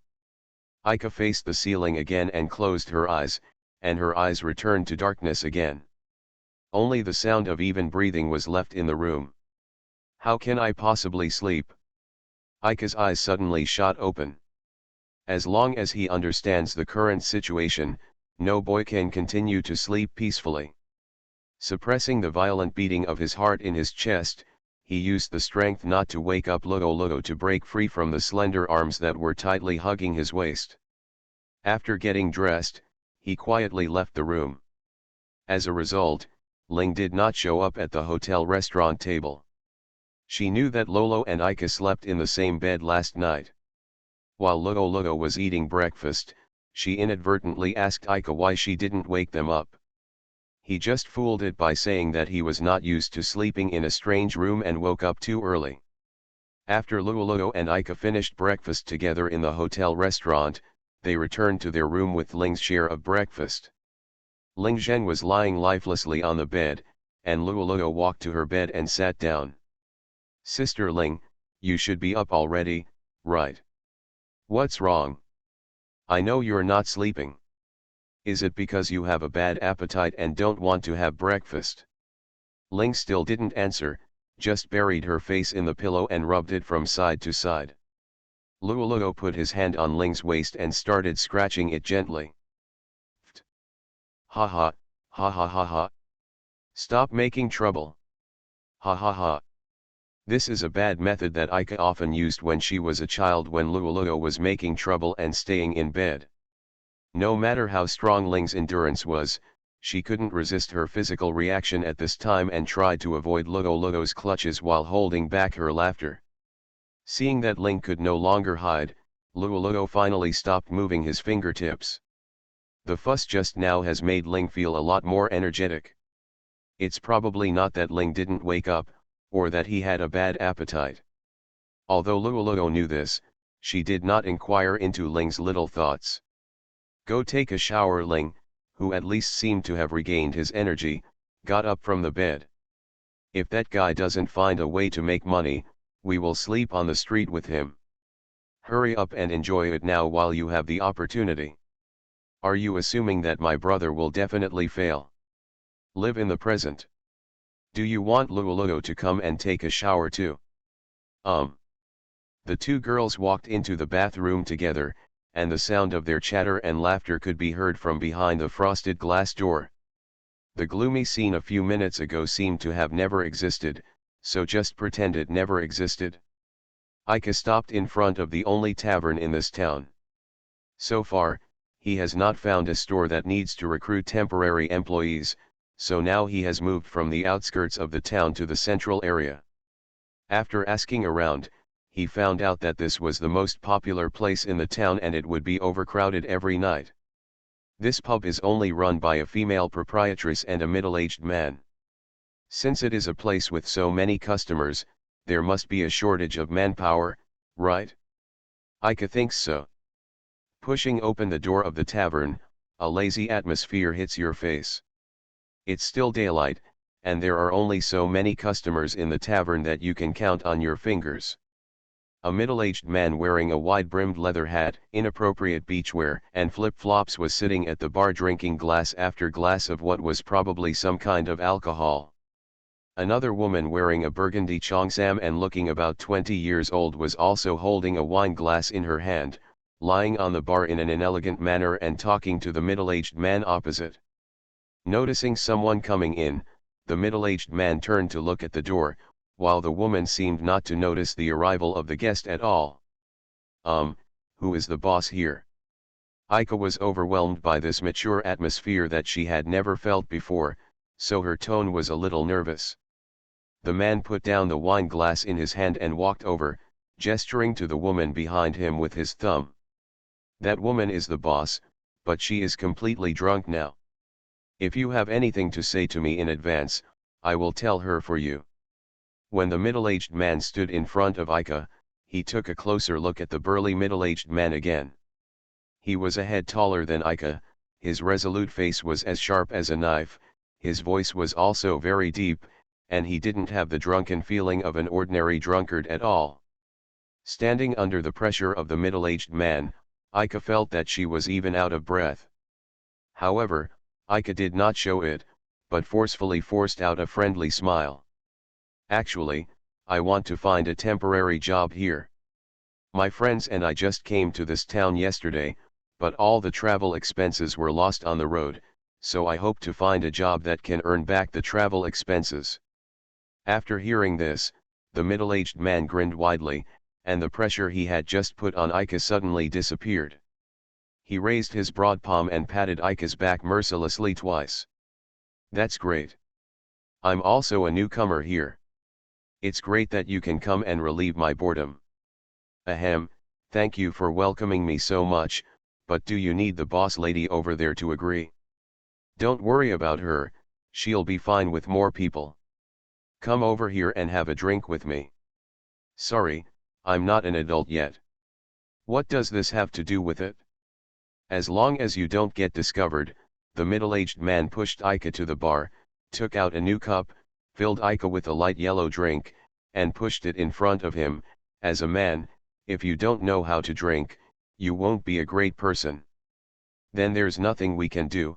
No. The problem isn't here at all. Because it was really hard to refuse his enthusiasm, Ika had no choice but to take a sip from the wine glass, and a fishy smell rushed into her throat. I feel like there will be a lot of troublesome problems if I work here. End La Silver Machine. Author, Muse Hiking. Chapter 5. It seemed that for just a moment when he opened and closed his eyes, Ika didn't realize that he had collapsed after drinking the glass of wine. Get up. Who allowed you to touch my wine? I don't know how long I slept before Ika was woken up by an angry shout. He drowsily raised his aching head. The woman in red robe who had been sleeping soundly at the bar of the tavern that she had seen not long ago was now completely awake and was grabbing the middle-aged man's ears fiercely. It's just that the middle-aged man who was treated like this was still minding his own business, showing no signs of getting up. So, who are you? The woman in red robe finally turned her attention away from the middle-aged man and towards Ika. Several windows in the tavern that had been closed were now open. The cool breeze blew by, and Ika's drunken mind sobered up a little. He quickly stood up from his seat and saluted the proprietress of the tavern. My name is Ika, and I am a traveler. I want to stay and work in your shop. The uncle said before that you should agree, so he asked me to stay here and wait. Okay, my name is Nia. This tavern is my shop. Grateful disrespect. But you won't be paid. Okay, no, Ika reacted after a moment's delay. Why? Nia pointed to several empty wine bottles scattered on the table. You drank too, right? Even if you don't say you want to stay and work, I will force you to stay and work to pay back the money. So this is the reason why he is so sure that you will allow me to stay here. Ika, who knew the truth, even stopped thinking for a while. That man is just like you. You can just call him girly. That's what he told me. Nia gestured with her eyes to the middle-aged man who was sleeping soundly in front of the bar instead of her. He just said when I came here, I broke a bottle of fine wine that I had collected, so now I work here like you to pay off my debts. Brother, please don't drag me on the boat with you. Ika cursed the middle-aged man named Girly countless times in her heart, and then turned to Nia, who had done nothing wrong. Can you give me a place to stay? Any environment is fine, because now I can't even afford a hotel. There is a warehouse underground. It's cool in the winter and warm in the summer. You can live there with him. Nia pointed to the stairs in the corner. I'll give you a task. Keep an eye on him. Don't let him wander around the warehouse. Eat and drink a lot. If you do a good job, I can also consider appropriately reducing the amount of your debt. How about it? At this point, Aika has no other choice. It seems that the next period of time will be spent in an underground warehouse that is warm in winter and cool in summer. Although I was a little worried because I couldn't look at Luoluo and Ling at night, nothing bad should happen in such a peaceful town. Ah, by the way, Miss Nia, can you advance part of my salary first? Aika then remembered that she had to solve the hotel's expense problem. Can all this money be included in the amount of debt repayment? A person who works to pay off debts actually borrows money from creditors. I don't see it, little brother, you are really brave. As expected of a businessman, Nia saw through Aika's intentions at a glance. In desperation, Aika had to tell Nia everything about her tragic experience. After she listened, she didn't know whether she sympathized with Aika or was thinking of an excuse to refuse. She thought for a few seconds and suddenly made an unexpected suggestion. You still have 2 girls over there, right? Just let them live here with me. It's no problem for 2 more people in my room. As long as you stay here and work hard, I won't take them away. Their rent is paid. That's it, what do you think?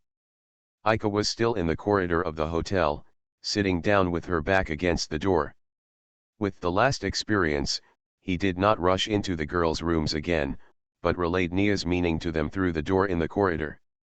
Although it was very embarrassing for other tenants to hear it, Aika didn't have much time to worry about those problems now. The room seemed quiet for a while.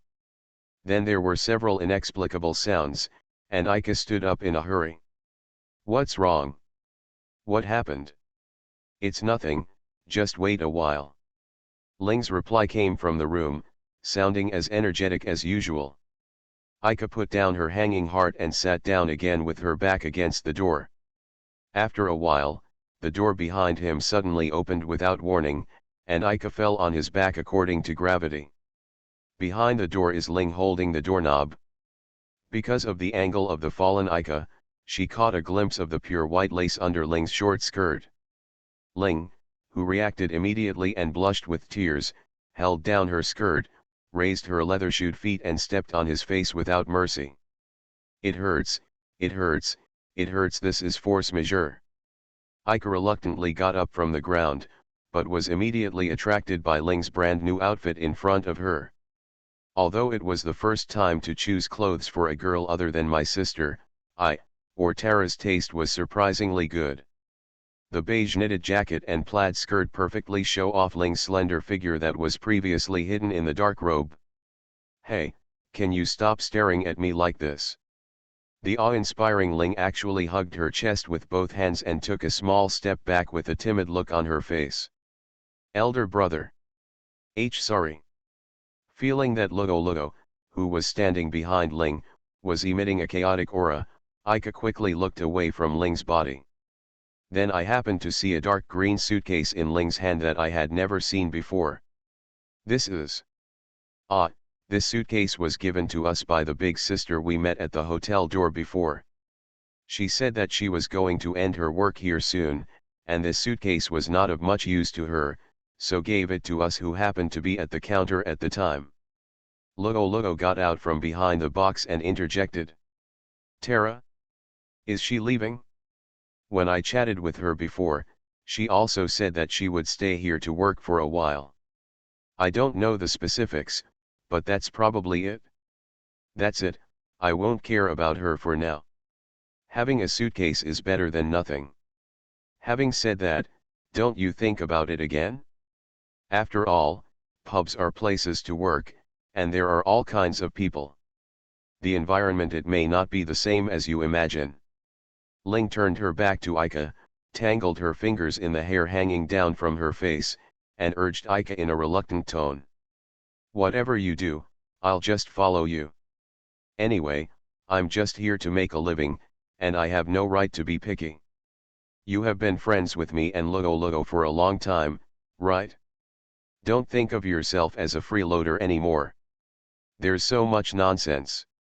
If you want to leave, Just leave quickly. Ling blushed and shook off these words, then quickly walked past Ika and disappeared into the stairwell. Sister Ling is just very grateful that you have always cared about her. I haven't known her for a long time. If you want to thank me, wouldn't it be enough to just say thank you? So, my brother is a fool. The old man with the white beard was still standing at his old position at the counter on the first floor. He smiled kindly at Ika and the others who were about to leave. Have a good trip, young man. Make good use of your youth. No.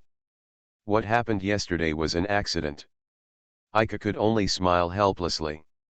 It seemed that the bed-sharing incident last night had spread throughout the hotel through someone. At dusk, Ika rushed to the tavern with Ling and Luoluo. Two beautiful ladies, would you like me to have a drink with you? Hey, don't spoil the kid. I'm not a child. I'm about the same age as my brother, I'm not a kid anymore. Girlie, who was drinking alone at the bar, immediately cheered up when he saw Ika coming in with Luoluo and Ling. And Nia in the town market didn't know what she was doing, and she was not standing behind the counter now. Girlie immediately left his seat and walked to the two girls. He took off his wide-brimmed leather hat, revealing his manly and resolute face, and politely extended an invitation to them. Both Ling and Luoluo were frightened by Girlie's sudden move and took a step back involuntarily. Ika could only step forward to prevent them from being harmed by Girlie like herself. He had thought Girlie was a more composed man. Although he acted like a gentleman now, his motives were obviously impure. This uncle's name is Girlie. He is the guy I told you when I came here, the guy who broke the wine bottle and was forced to work to pay off the debt. Hey. You kid, is this the first impression I left on them? At least it must be something like a reliable big brother. Julie immediately passed over Luoluo and Ling, grabbed Ika by the collar and lifted him up from where he was, and said in a loud voice that only he could hear. Image, pay attention to Image. Only then did Girlie remember that there were two beautiful ladies beside him, so he pretended to be calm and put Ika down, and then continued his performance. Where's Miss Nia? Why haven't you seen her? Ika looked around, but still couldn't find the figure wearing a burgundy cheongsam. The landlady knew they would come today, so she stayed in the room upstairs and never came out. I don't know what she was doing there. Girlie picked up the wine glass and took a swig. Because Ika and Luoluo's father also drink at home, it doesn't matter if Luoluo, who is already used to it, sees it. It goes without saying that at Ika and Ling's age. Curiosity killed the cat. Drunkard, do you want to come up there and take a look? A hearty high-pitched sound came from the stairwell. Nia was still wearing the burgundy cheongsam from the morning and slowly walked down the stairwell. No, no, no, Girlie waved his hand quickly, I don't want to know so many things I shouldn't know. This uncle is surprisingly honest in front of her. Ling was slightly surprised and whispered into Ika's ear. This is what is called when people are under the roof and have to bow their heads. Brother, is she Sister Nia? It feels very powerful. That uncle seems to be afraid of her. They're about the kind of relationship you imagine. Ika had witnessed with her own eyes the scene of Girlie being oppressed by Nia. Nia returned behind the counter and looked at Ling and Luoluo who were standing next to Ika. The two girls unconsciously shrank their shoulders. Are they the two children you mentioned? She glanced at Ika. Yes. This is my friend Ling, and the one next to me is Luoluo, my sister. Hello, brother, please take care of me. I will take care of you during this period, just call me Sister Nia. For some reason, Nia looked a little excited. Is she the kind of person who likes to take care of children? Please take good care of me, Sister Nia. Ling still complied with Nia's request and called her sister. Although I don't know Nia's exact age, she is probably slightly older than Tara. Are Luoluo and Ling too nervous? Ika couldn't help but think when she saw their somewhat reserved attitude. But this is normal. It is inevitable that I will be nervous when I come here to communicate with Girly for the first time. Nia and Girly are both very easygoing people, and Aika already knew this when communicating with them. So now Aika no longer feels the nervousness of arriving for the first time. He puts his hands on the shoulders of Ling and Luoluo respectively. As expected, both of their shoulders were a little stiff. It doesn't matter, I will be here to help during this time, so after all, we can still see each other every day. After saying that, Aika leaned close to Ling's ear again. So you feel nervous like this too? Said this softly in her ear. Ling's expression immediately changed from nervous to dissatisfied, and then he turned back and raised his hand in a cool manner. Snapped. Nia took Luoluo and Ling up to the second floor, while Aika puffed up her red cheeks, and the slap marks left by Ling were still vaguely visible. Since the boss lady has snatched away all the lovely ladies, we are the only two grown men to have a heart-to-heart relationship with. Sorry, I don't have that kind of hobby. Aika decisively refused, and Girly could only drink a sip of wine to relieve his worries. After drinking all the wine in the glass, Girly's expression became serious as he put down the glass. You should know that there will be a lot of people in a place like this at night, right? Yeah, Aika nodded. A place like a tavern should be a place where good and bad people are mixed. In other words, the flow of intelligence here is very sensitive. What I am going to say next is the gossip mentioned by those who came here to drink recently. A few days ago, a village in the south disappeared out of thin air. That's it? Disappeared in the literal sense. Now it has become an ordinary mountain forest, with no trace of human life at all. The village has rarely interacted with the outside world. It is said that it came from someone who had interacted with them. The news came from the businessman.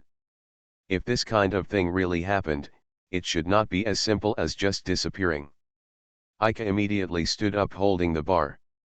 Is it the village behind the southern forest? The disappeared village described by Girly is very close to Aika and Lolo's home. Could it be that he had only left home for a week and that village no longer existed? No matter how you say it, it's too far-fetched. Calm down. The village that disappeared out of thin air is further away than where you said it is, and is already close to the coastline. And didn't you just leave home for about a week? That village was said to have lost contact with the outside world a month ago. Girly patiently explained to Aika, which convinced him that the rumored missing village had no connection with their home. Girly poured the remaining half of the wine in the bottle into the wine glass again, holding the glass between his fingers and twirling it. And now the Holy See has issued a wanted order. Holy See. Don't you know? The two most powerful people in the BZ Empire are Augustus in the imperial capital and the Holy See in the Holy Land. The point I want to talk about is not here. I want to tell you about the wanted object. Why did Girly talk about a wanted order that had nothing to do with them for no reason? Aika didn't think it was just Girly casually chatting. That wanted warrant, does it have anything to do with us? It's still unclear.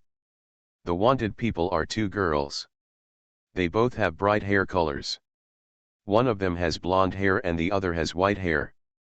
After Aika settled down, his heart began to rise again, because there was a girl with dazzling golden hair next to him.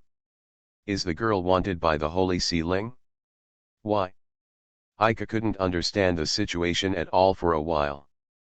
Girly shook Aika, who had lost his virginity, and pushed a glass of wine in front of him. After all, I only heard it from the mouths of those drunkards, so it may not be that accurate. The arrest warrant has not been sent to border towns like ours yet. But if it is really the wanted order issued by the Holy See, then the matter maybe it's much more complicated than just talking. Why do you say that? Don't worry about it now. Come on, drink. Aika picked up the wine glass without thinking. The cold liquid passed through my throat, and my head became much clearer. He took a deep breath and put down his glass. Only then did he remember that he had fallen into the same passion trap not long ago. Hey, could this be? Haha. Have you discovered it? Wouldn't that be another debt? Good brothers share blessings and hardships. Ika no longer knew what to say. And if you hide it well, the landlady won't find it in a short time. This means that it will definitely be discovered. Ika was completely desperate. Haha. You're not so nervous now, are you? Gurley patted Ika on the back with a proud look on his face, as he did when they first met, without any reservation of force. I'm even more nervous than before, Ika distanced herself from Glee with full of resentment. But thank you for telling me this. It's not a big deal, anyway, the chances of staying here to inquire are as high as possible. And the longer the time, the more and more accurate these scattered information will be. Besides, if the blonde girl on the wanted poster is really Miss Ling, she must already know about this matter, and she should tell you the truth when it's time to tell you. Despite this, Ika was still worried about Ling. When we met for the first time, I was penniless, soaked and had a high fever. I mistook myself for someone else and showed such strong hostility. Possessing that golden sword that is valuable just for its visual appearance and exudes a noble temperament, it shows amazing combat effectiveness when fighting against the fire wolves. Ling is certainly not an ordinary girl. Just like Ika once told her, she must still have many secrets that she has not told Ika, and Ika has already been mentally prepared for these. The reason why I can't worry about her now is because the two of them have not yet formed a relationship that they can rely on each other. If they really need to face unexpected harsh reality, where should the three of them go? You are listening to Novels at Bless Up channel. Wish you happiness and luck. Please subscribe to receive new novels. How do you feel about this novel? Please like and leave a comment. Endless Silver Machine. Author, Muse Hiking. Chapter 6. As night falls, the active atmosphere gradually replaces the laziness of the day, and rushes into the small tavern in the blink of an eye. Originally, Luoluo and Ling wanted to come downstairs to help, but Ika decided not to let Ling show up outside for the time being, considering the news that Gurley told him. It was also a good choice for Luoluo to stay with Ling and accompany her. Although Luoluo still felt that he could not help in any way and felt guilty, Ling seemed to understand Ika's intention and agreed to his request. Then she hugged the awkward Lolo and didn't let go until Ika disappeared from their sight. Sister Ling, why don't you insist anymore? If you insist, my brother will definitely compromise. Luoluo's face was full of unhappiness. But Ika has now left the second floor, and it is not so convenient to catch up again. Luoluo, think about it. First of all, we have never helped in a pub, and there may be people in such places who have strange views on girls our age. If not handled well, it may develop into conflicts. That will only cause trouble for that guy, right? Rather than causing trouble for him, wouldn't it be better for us to just stay here and wait for him to come back? It won't get in the way. Although he said this, Luoluo, who knew very well in his heart, finally chose to compromise. Ling, on the other hand, looked over the top of Luoluo's head in her arms and looked thoughtfully at the door where Ika disappeared. There are gradually more and more guests in the tavern, and maybe it will be full every night. Although there are only 3 store employees, Nia, Gurley, and Ika, no customers complained. Nia was mixing drinks behind the counter while chatting and laughing with the men sitting in front of the counter. Ika and Gurley deliver the guests' orders to their tables. If you want to get more information, walk back and forth among the guests. Sometimes you will get unexpected results. Gurley said softly next to Ika, and then walked towards one of the ladies. Ika sent their orders in order according to the brand numbers on the table. Most of the guests here just come to chat to kill time, and the topics they talk about are naturally trivial matters. Until the end of business tonight, Ika had not obtained any valuable information. It happens all the time. This is not the intelligence department of the Empire. This kind of thing can only rely on luck. Gurley sat at the counter. The excitement has not dissipated from his face. It seems that he has successfully used this face to seduce the lady who seems to have some status. Ika sat next to him and stared at the wine barrels neatly arranged behind the counter.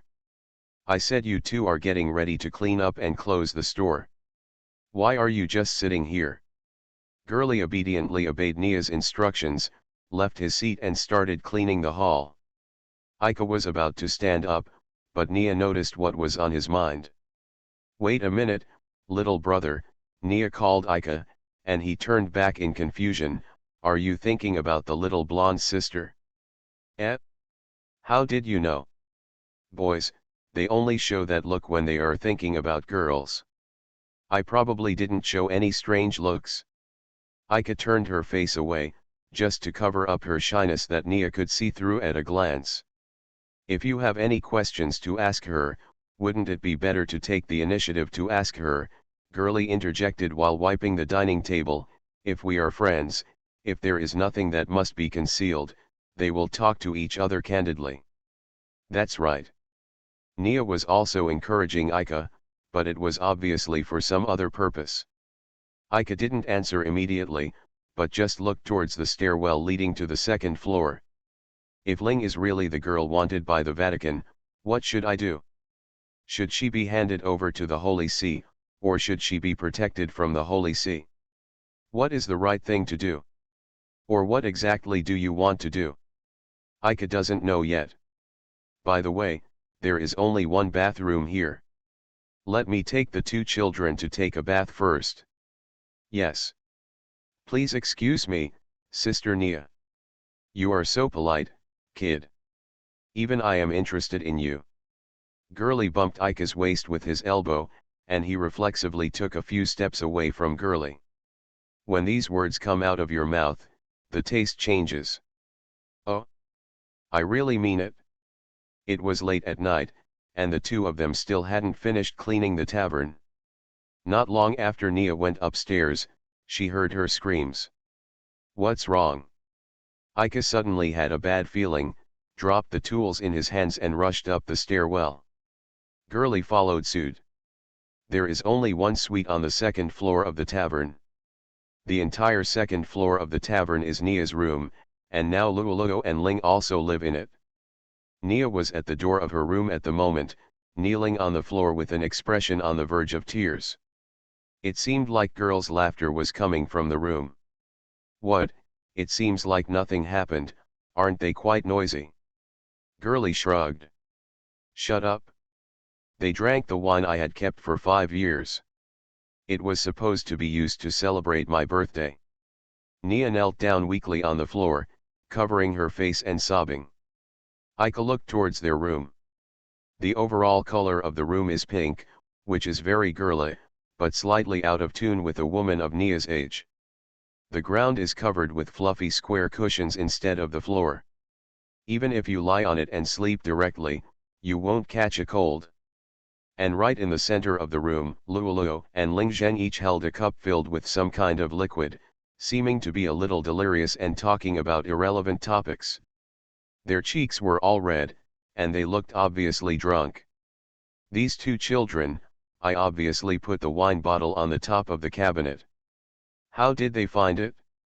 Ika walked into the room, and the whole room was filled with a fruity scent. He picked up the empty wine bottle that had fallen to the ground and smelled it, convinced that the sweetness filling the room was the smell of this wine. So sweet, is this really wine?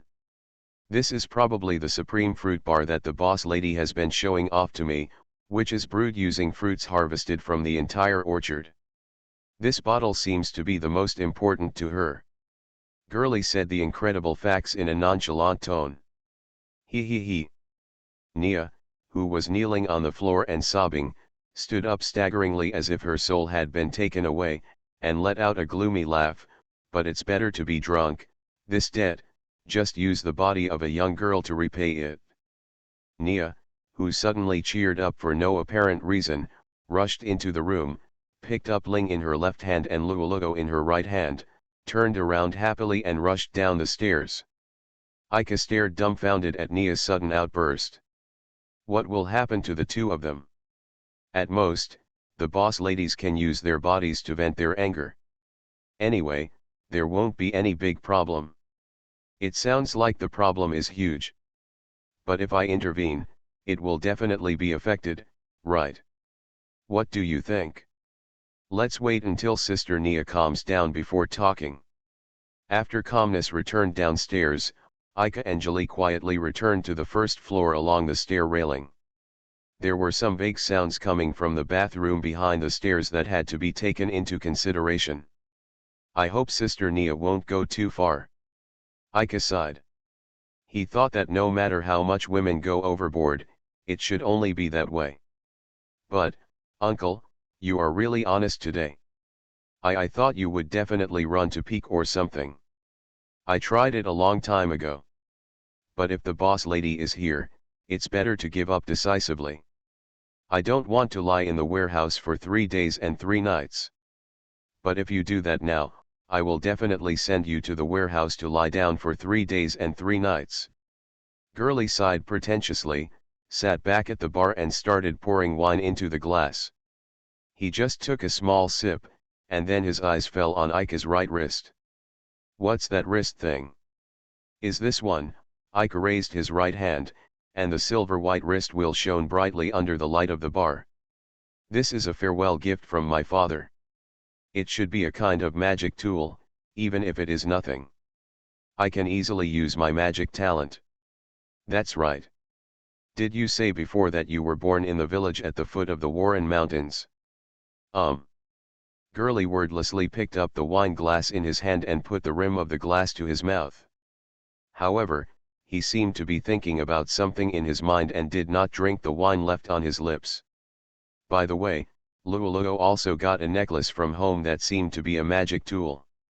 But she tried injecting magic into it, but it had no effect. It might just be an ordinary decoration. Can I have a look? Wait until she comes out after taking a shower. She keeps wearing that necklace around her neck. Oh. Girlie did not continue drinking, but just looked in the direction of the bathroom. You finally couldn't help but want to take a peek. So be it. Even though he said something casually like a joke, Girlie didn't have much of a smile on his face. A cloud of steam rose from the bathroom behind the stairs. Nia hummed a little tune and walked out from the shadow of the stairwell with Lululo in her arms, with a satisfied smile on her face. Lululo had fallen asleep in her cute lace pajamas, and her slightly red cheeks showed the signs of soaking for too long. That cute girly pajamas might be old clothes that Nia had worn in the past. If you think those are the clothes the boss lady bought for herself, you are totally wrong. In fact, they are, goo. Before Girlie finished speaking, Nia kicked him in the stomach without hesitation. He squatted on the ground holding his sunken belly. I want you to talk more. After dealing with Girlie, Nia handed Lolo, who had fainted in the bathroom, into Ika's arms. Come and hug her. Ika hugged her sister in a princess hug, and Lululo's cute sleeping face turned to her side unconsciously. At such a close distance, Ika could even feel Lululo's breath blowing on her neck. The faint fragrance of shampoo or shower gel also kept sounding the alarm in Ika's mind. He tried his best to look away and avoid looking directly at Lululo's pale skin. While Ika was struggling internally, Nia took out Ling, who also fainted. She was also wearing pajamas that seemed to be the same style as Lululo's. Her slightly moist bangs stuck to her reddish cheeks, and her moist lips breathed gently, revealing a mature charm that was different from Lululo's. Ika and Nia sent Lululo and Ling back to the room on the second floor. They should not wake up again tonight. Sister Nia, where is the necklace Lululo wears around his neck? It's the one with a blue gem embedded in it. That's what you said. Nia took out the exquisite necklace from the pocket of Lolo's pajamas. It looked like a very expensive thing. I was worried that it would be damaged while taking a bath, so I took it off for her. The tear-shaped blue gem shines like a star, as if aqua blue liquid flows within it. Ika took Lululo's necklace and returned to the first floor to show it to Girlie, who just said he wanted to take a look at the necklace. Girly seemed to take Lolo's necklace with both hands cautiously, looked at it carefully, and then placed the necklace on the bar. He placed his fingers on the surface of the aqua gem and poured his magic into it. Suddenly, the sleeping gem burst into dazzling aqua light. Girly withdrew his finger as if it had bounced away, and a stream of blood flowed down the corner of his mouth. "Is it okay?" Ika quickly supported Girly, who was staggering back. He had no idea that Girly's tentative movements would cause such a big reaction. It was obvious that Lululo had tried so many times but nothing happened. "Ika, what is your family's surname?" Girly called Ika by his name for the first time, and raised the question in a pointed way. Given a surname. Ika has never heard of what the so-called surname is. It is a term that he has never been exposed to in the border village of his hometown. Girly's eyes when he looked at Ika were no longer as close as before. Although it wasn't to the point of being cold, Ika could clearly feel that there was an invisible barrier between him and Girly. "There is nothing special about our family. We have been living in that village a long time ago." Although he didn't know what caused Girly to be wary of him, Ika still hoped to explain it clearly to him. "As for me, the wrist wheel and Lululo's necklace are just farewell gifts for this trip. If you know something that we don't know, which makes you misunderstand us, then I think whether it is something that can be said or cannot be said, I have the right to know.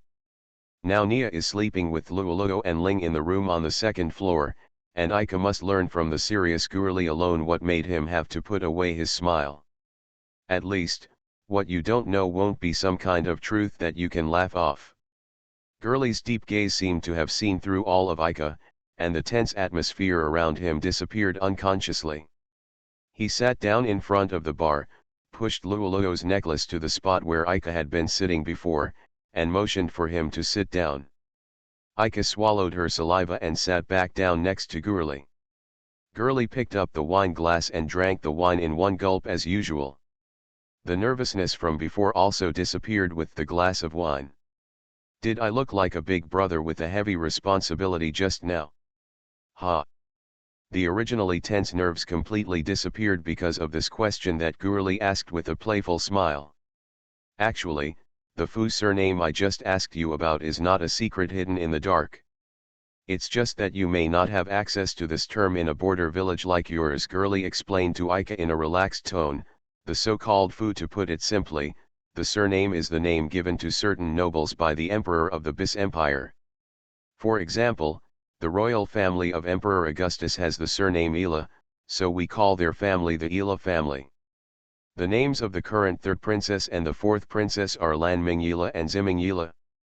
There are also some other families with the surname Fu in the nobility. The surname Fu means this, and it is also called among the nobility. It must be some big families with special status. That means only nobles can have surnames, right? Then why did you ask me that question just now? It's impossible for our family to be a noble, right? It's acceptable to say that it's a noble that declined hundreds of years ago. There is a possibility." Girly wasn't kidding, that's what he told Ika in his tone. "The reason why I asked you that question is because your sister's necklace made me think in that direction. This necklace is not an ornament, nor is it the ordinary magic tool you know, but it has a symbol, a magic weapon with greater significance. Is this necklace a weapon?" Although Ika once imagined that Lolo's necklace, which was also obtained from his parents, might be some kind of magical prop like his wrist wheel, he never thought that it would be a lethal weapon. Weapons are just a general concept, but most of the existences like this necklace are weapons that can harm others. Because they appear in this world in response to the wishes of the dead souls in the cross-border war. We call them magic outfit. Girly did not let go of any wavering in Ika's eyes. "It seems you know this term, right?" Ika has indeed heard of the term magic costume, but until now he still doesn't know the meaning of this term. "I heard Ling mention it before. At that time, she asked me if my fiery eyes were magic equipment. It turns out that I knew it from her." Girly thought for a while, and then stopped talking about Ling. "In short, The magic costume is also a symbol of the Fu family in the Bis Empire. The Fu family has the inheritance of magic costume. Also, only people in the family can use the inherited magic equipment. I just suffered the magical backlash from that necklace because I don't have the bloodline recognized by it. What about the eyes of fiery flames? Ika connected himself with the silver-white wrist wheel with magic power, and the silver-white figure of the two guns appeared in the magic circle shaped like a certain heraldry. The eyes of fiery flames are also magic costume. Although Ika couldn't feel it, Gurley, who had just forcibly activated the necklace, could feel the magic power fluctuations unique to the magic suit. Yes, your wrist wheel and your sister's necklace are two different magic costumes. Magic costume. The farewell gift given to them by their parents actually had such a meaning, and Ika couldn't accept it for a while. After living in that border village for more than 10 years, Ika never knew there was anything special about her family. Now he already knows the meaning of the magic costume and the Fu family. But for Ika, even if he knows this, his and Luoluo's life trajectory will not change. Because they will neither become nobles nor use the power of magic equipment for anything other than self-defense. Logically speaking, it is impossible for a family to inherit two different magic costumes. Nothing, just talking to myself. By the way, is Miss Luoluo your biological sister? There is no other answer to this question, only this question that Ika can answer without any thought. In this case, your bloodline should also be accepted by this necklace. Come on. No need. This time, Ika chose to escape. This is something that belongs to her and should be left to her to accept. I will tell her about the true identity of this necklace at another time. He didn't dare try. It's not that I'm worried about the backlash of my magic power, but that I'm afraid of revealing something indescribable. He actually heard Gurley's soliloquy clearly. In such a quiet night, even the smallest sound can be clearly heard. It is impossible for a family to inherit two different magic costumes. So, why did Ika and Luoluo get Eye of Fiery Flame and Heart of Orchid at the same time? Endless Silver Machine. Author, Muse Hiking. Chapter 7. Chapter 7. The bathroom in the tavern is an open-air bath.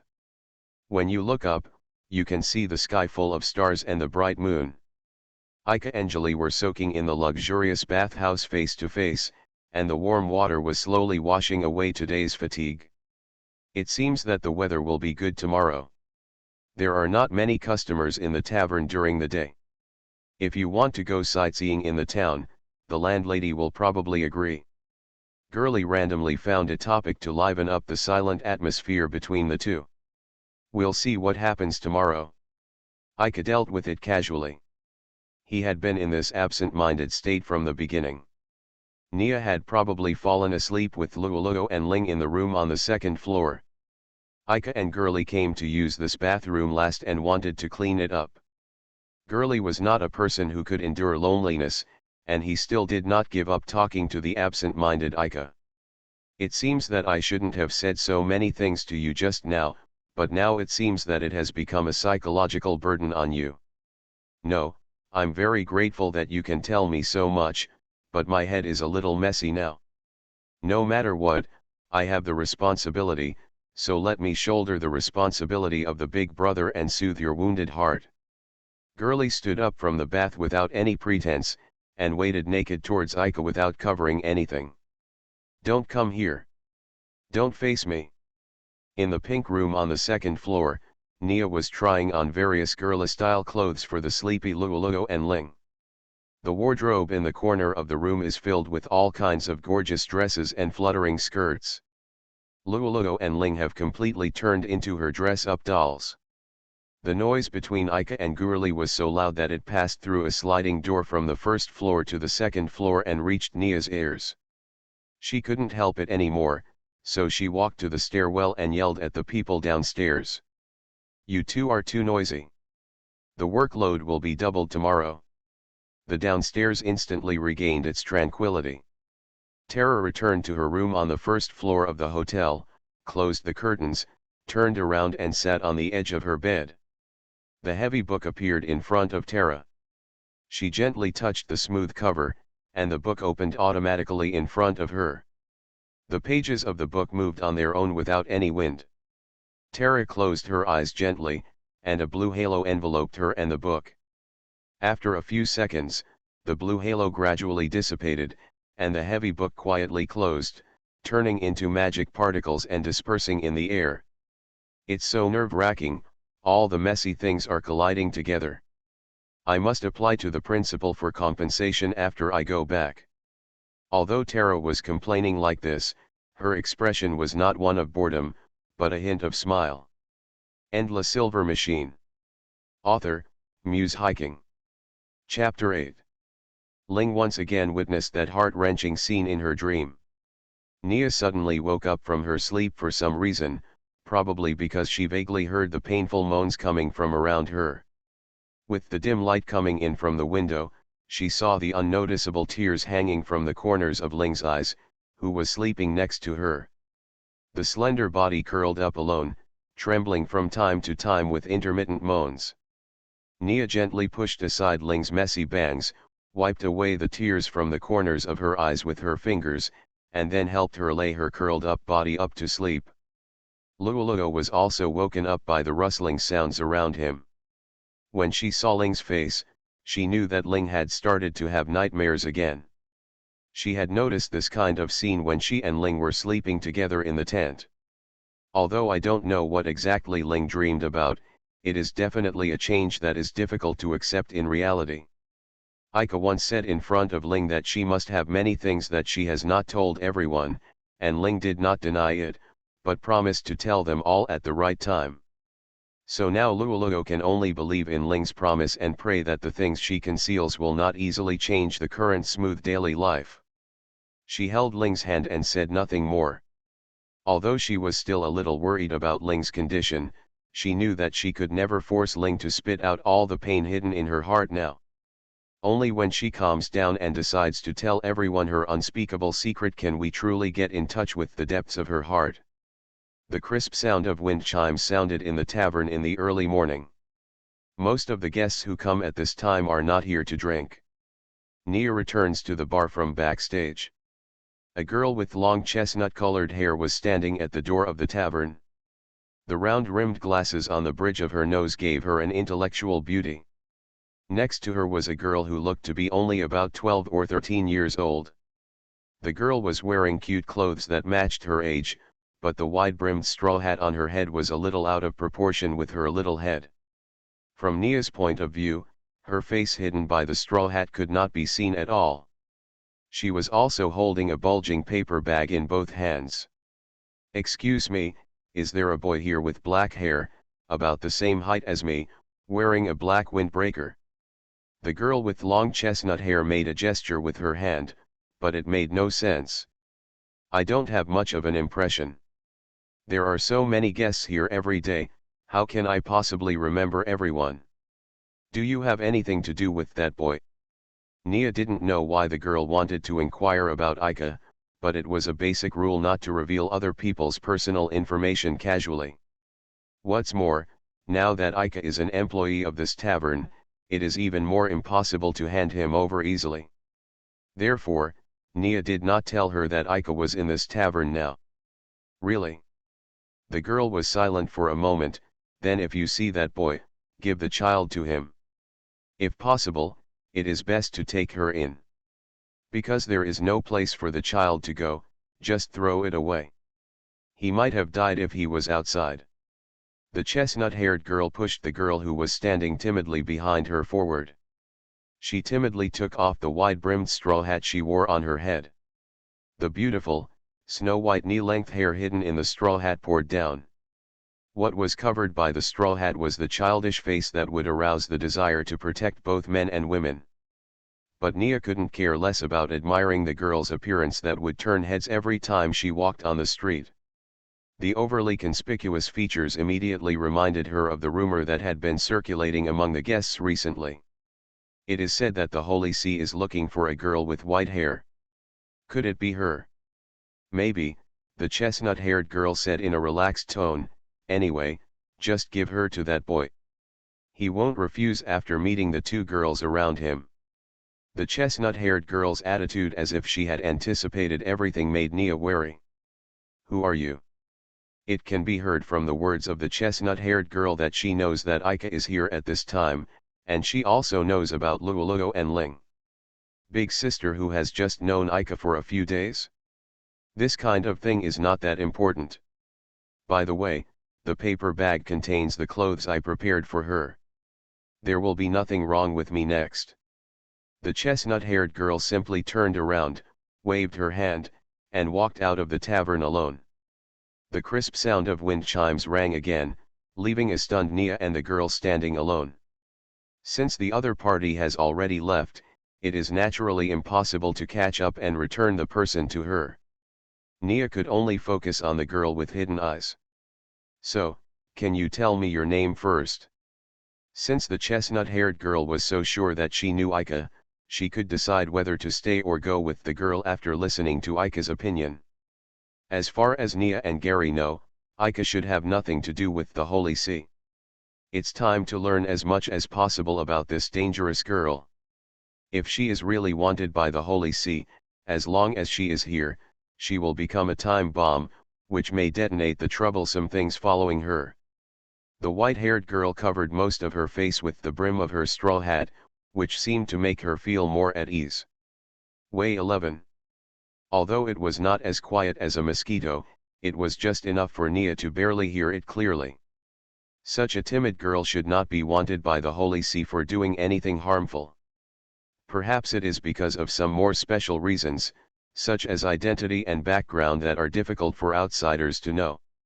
After staying in a crowded tavern for a long time, Nia heard a lot about things she should know and things she shouldn't know. Way 11, why are you wanted by the Holy See? If it's convenient, can you tell your sister? When asked this question, the girl who called herself Way 11 seemed to recall bad memories and let out a whimper like a small animal whining. And this intermittent sob immediately turned into a continuous low sob as the tears appeared. "Hey, can't you ask this question?"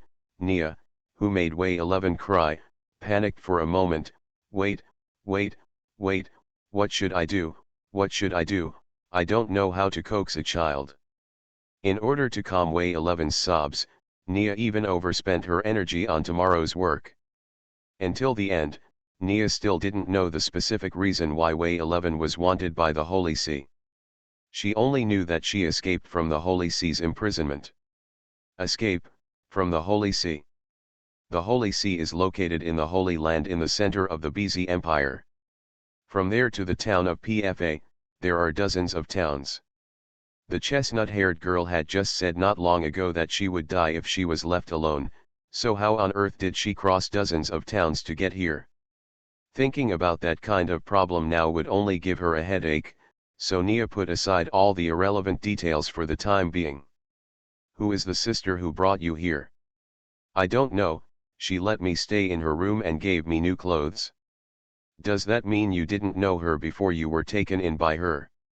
"No." "Do you know me or not?" Nia was at least certain that the relationship between these two people was definitely more than just a simple relationship between helper and person being helped.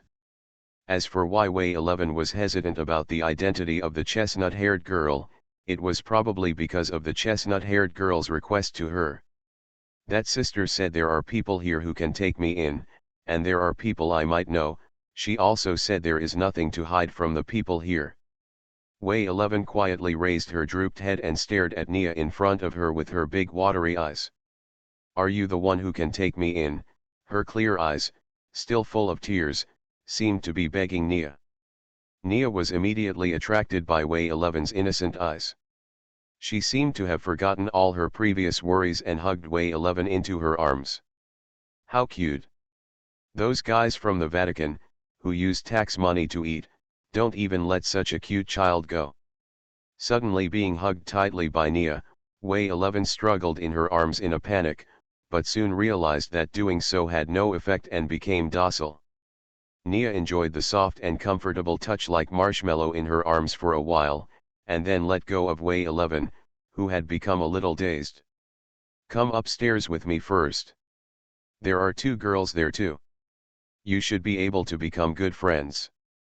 At this point, Nia didn't care to think about when the troublesome thing following Wei 11 would be detonated, and could only let her, Ika and the three of them meet.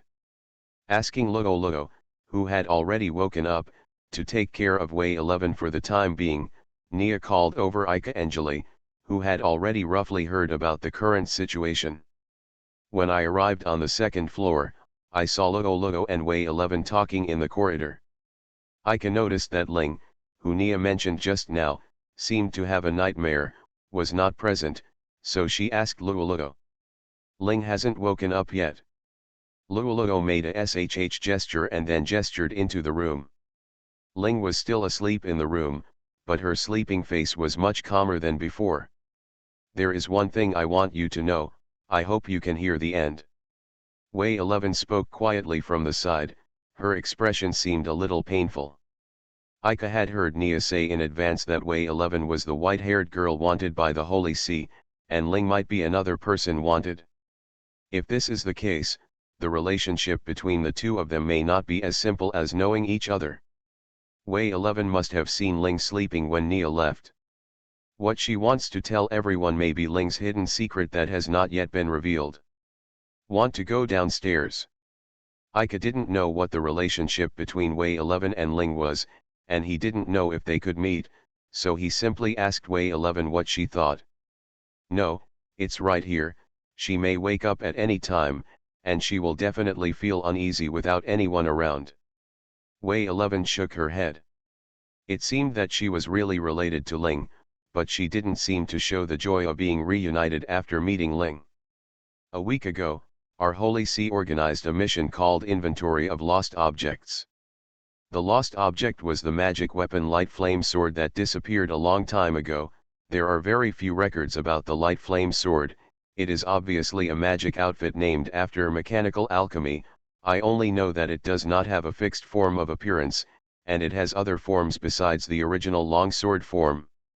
After hearing Wei 11's description, Ika, who didn't know much about this type of weapon, immediately thought of the golden long knife she used. Could it be Ling's? Ika remembered that when fighting the fire wolves, the long knife used by Ling could be converted into two small dachi swords and golden particles. Yes. Miss Ling is the last member of the Heinz family and the current owner of the Light Flame Sword. The last person, Gurley muttered in confusion, and then glanced at Ling, who was still lying in the room. "Your Holy See has found out the information about the Heinz family. This family has disappeared soon 100 years ago. Is that Heinz family also given a noble surname?" This familiar way of calling Gurley just told Ika its meaning 2 days ago. The Heinz family was one of the most powerful families in the cross-border war 100 years ago. After the war, it and the Chinese family were known as the Bios Twin Towers, which means they are the most resilient family in the Bios Empire. The two pillars of the world.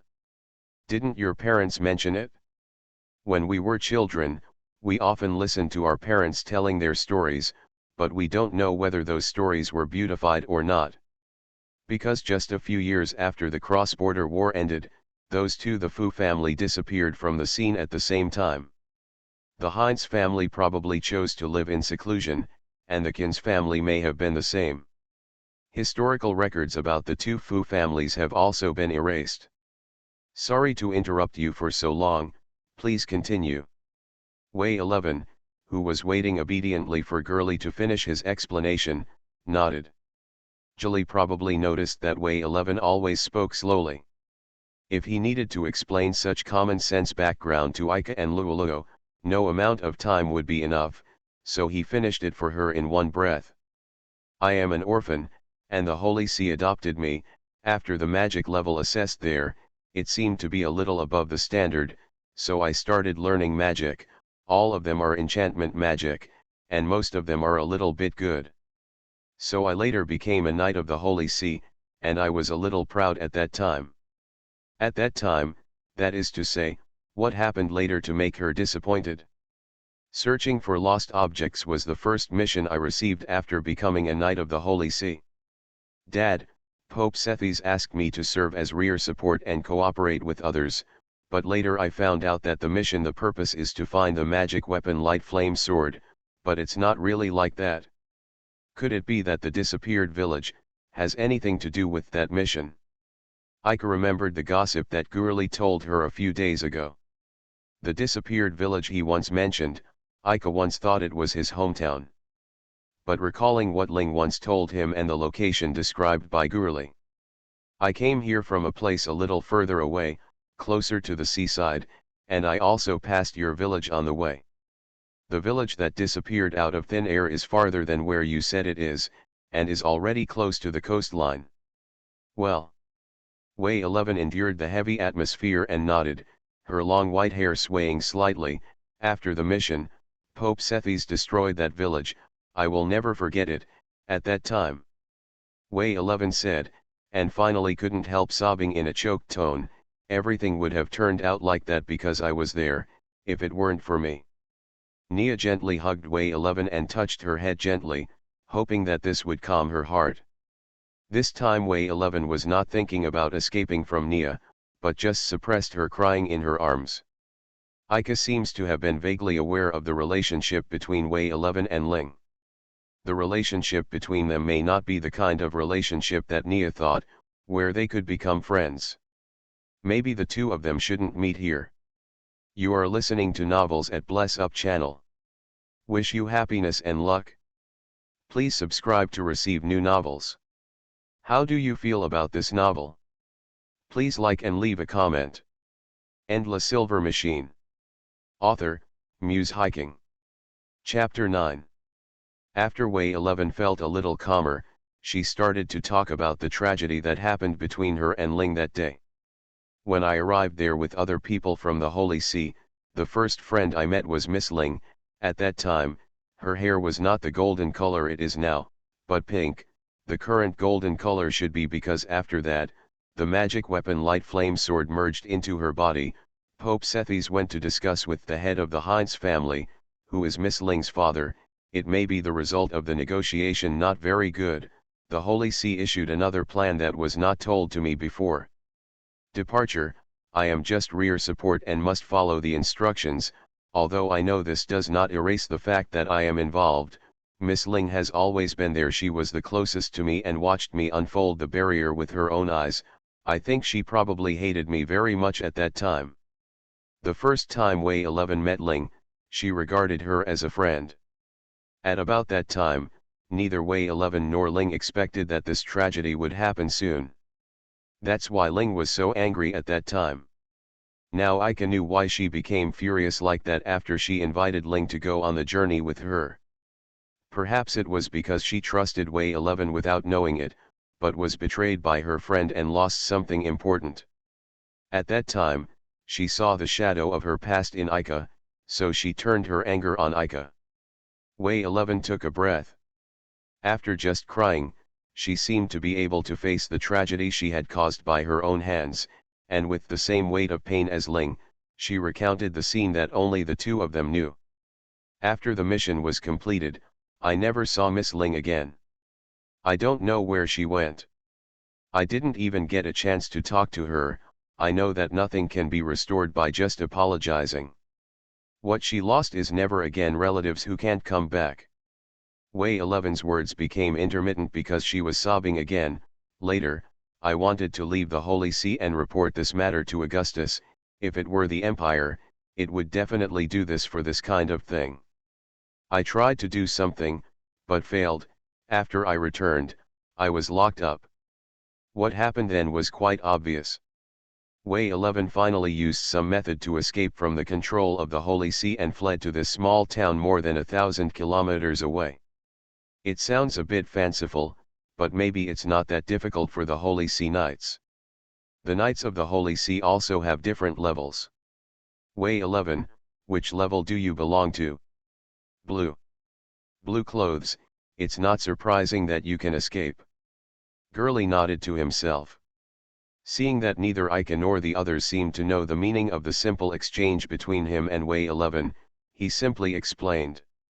The Holy See divides the classes of subordinate knights by the color of their uniforms: red, orange, yellow, green, cyan, indigo, and purple. The classes increase step by step, and the number of knights in the class also decreases. A knight in blue like her there won't be more than 10 people.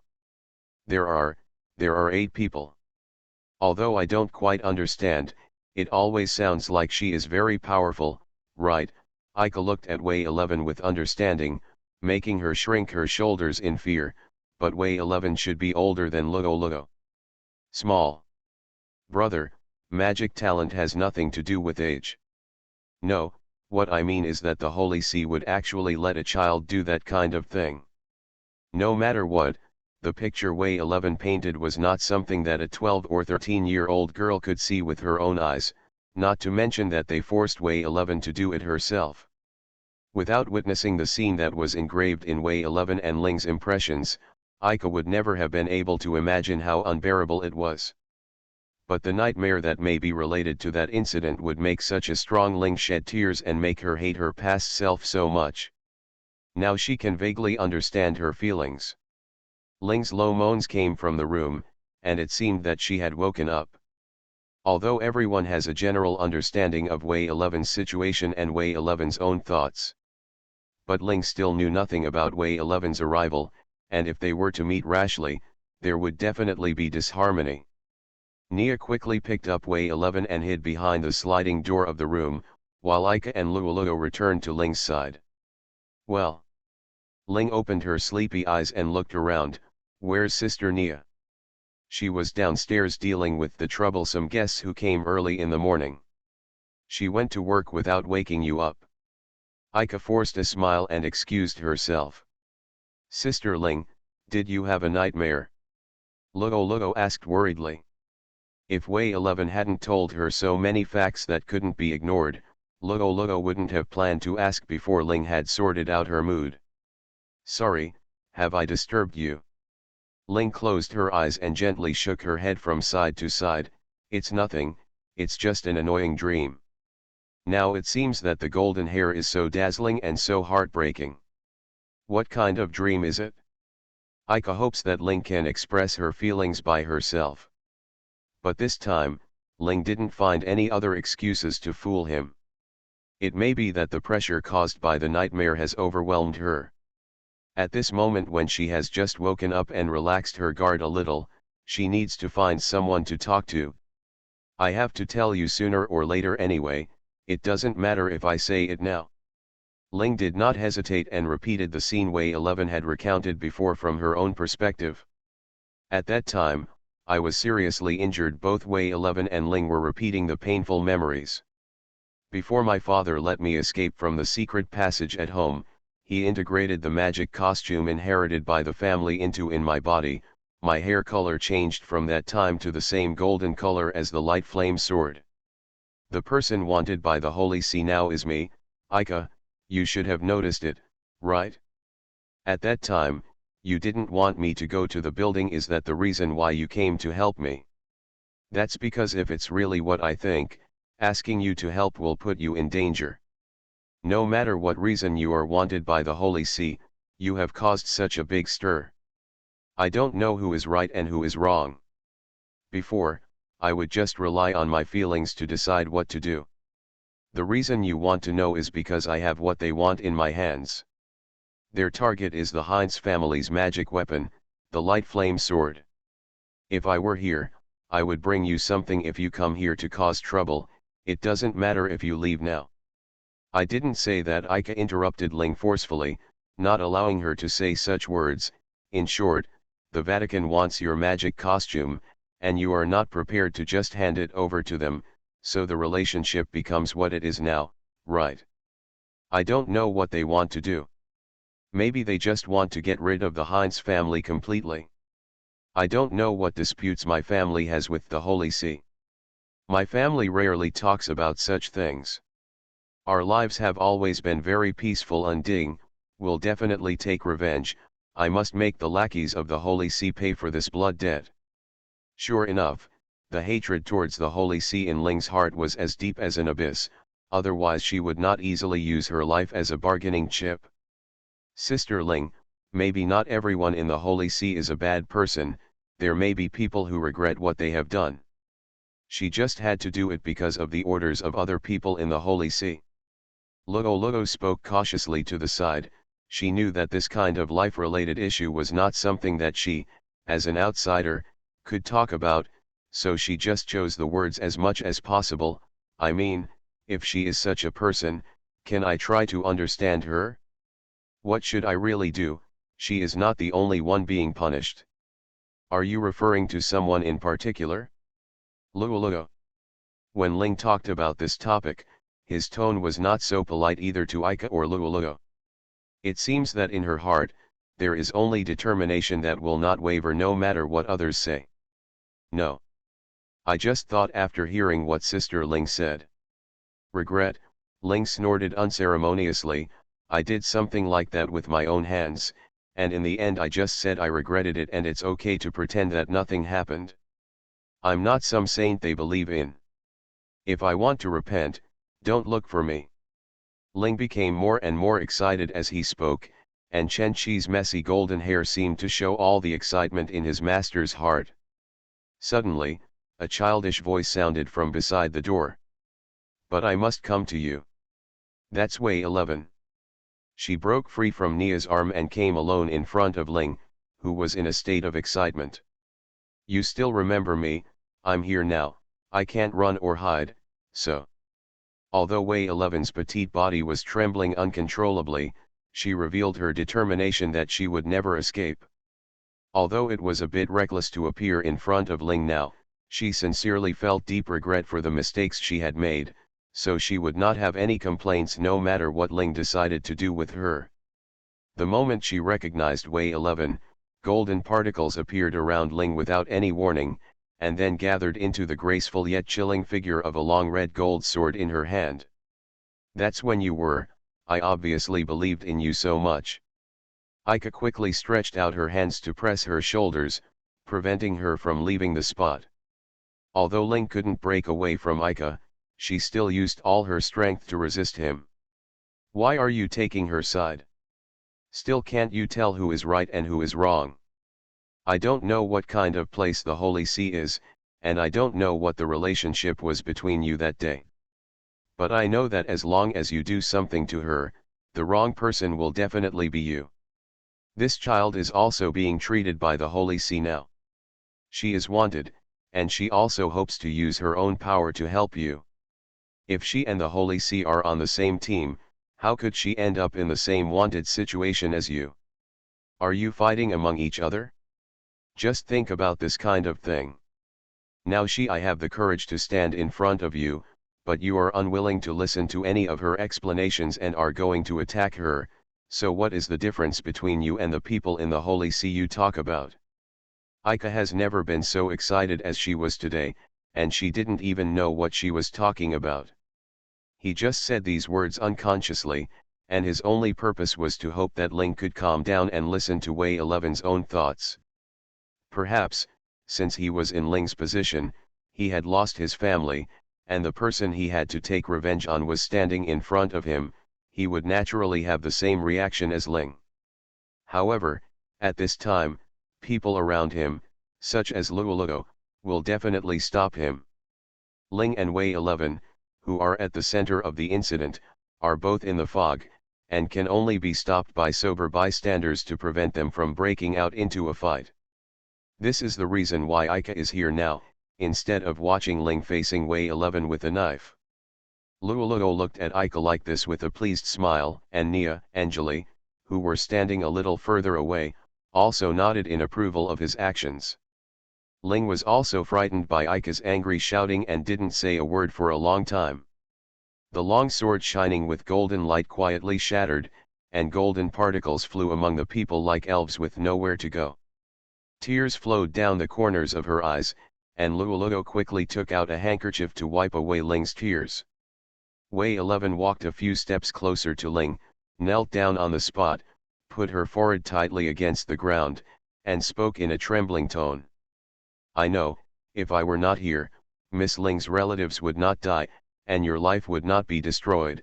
I'm sorry, I had already decided when I escaped from the Holy See, if I could find Miss Ling. If so, no matter how you decide to deal with me, as long as you think it can offset my sins, but if possible, please let me follow you.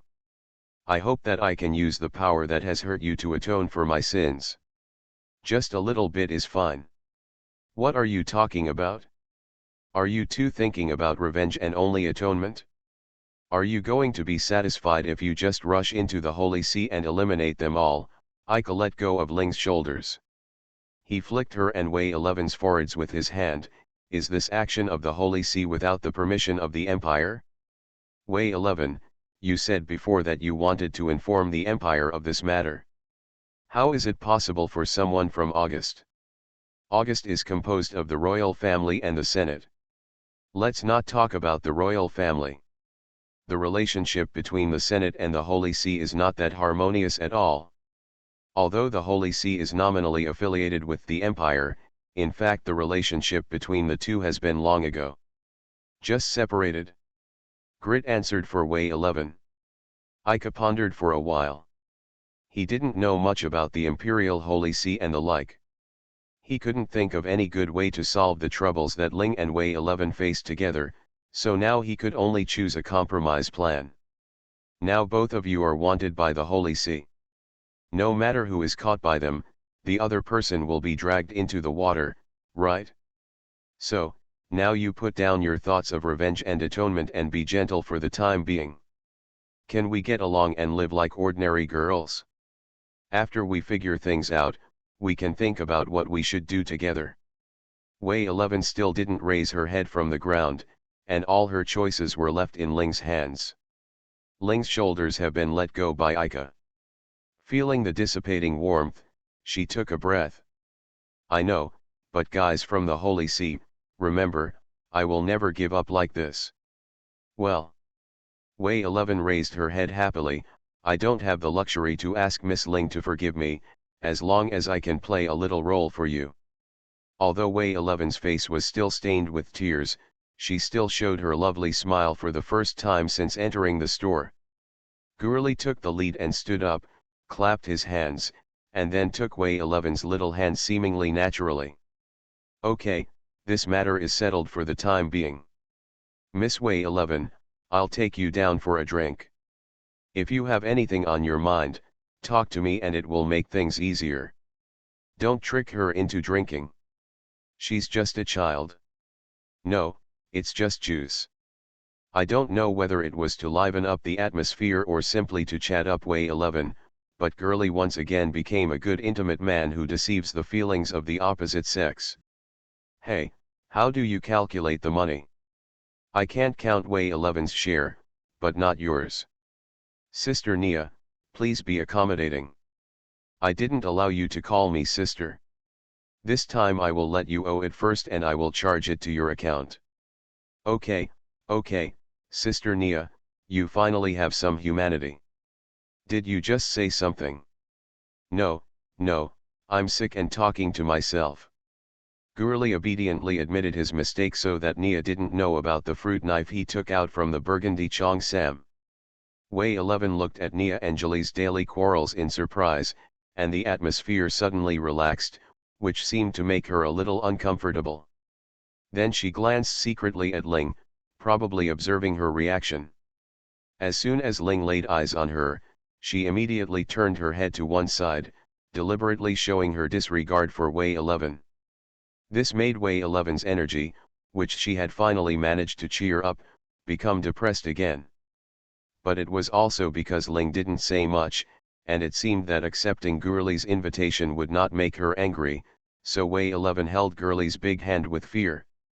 After Wei 11 and Ji Li left the room, Ika remembered the question she had always wanted to ask.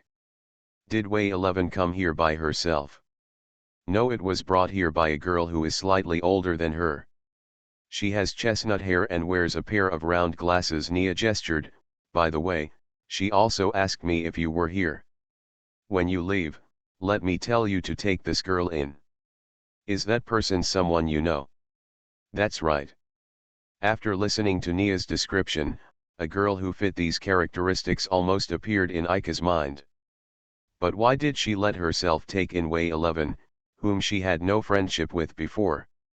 Aika couldn't figure it out.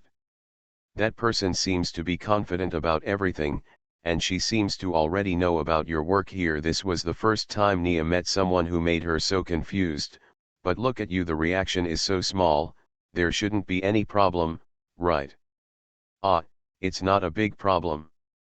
She is just a friend I met after coming here.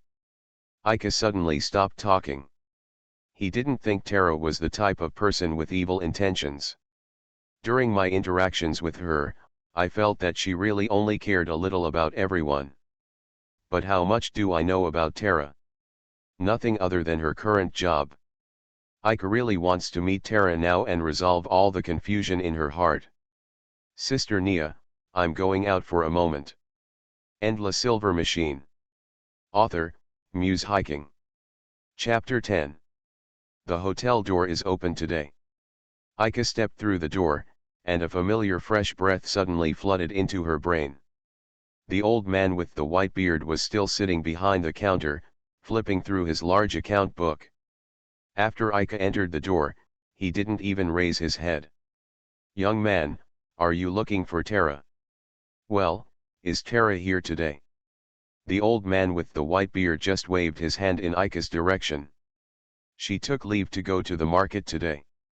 She may not be back until very late." "That's it, thank you, Grandpa. Let's see again tomorrow." Walking ahead from the hotel is the market area. But it can be imagined how difficult it is to find a specific person in a crowded market. Aika, who had already walked out of the hotel door, hesitated and entered the hotel again. "If Tara comes back, please tell her to go to the tavern she went to this morning. I will wait for her there. Please." Although the white-bearded old man's eyes never left his big ledger, Aika still bowed to him in a polite manner. The white-bearded old man raised his head and looked at Aika with interest through the lenses of his glasses. "Young man, you are so positive. Have you gone on a date with our Tara? Is it okay to let those two kids know?" "No, no, no," Aika waved her hand in panic. "I'm not talking about this aspect, I just want to ask her about some things." The old man smiled and nodded to show that he understood. After Aika thanked her again, she returned to the street outside the hotel. The wind blowing between the streets and alleys today is very gentle, and it is the refreshing weather unique to early summer. There are many residents living in this town, as well as travelers who have just arrived here like Aika and others, wandering around the not-so-wide streets.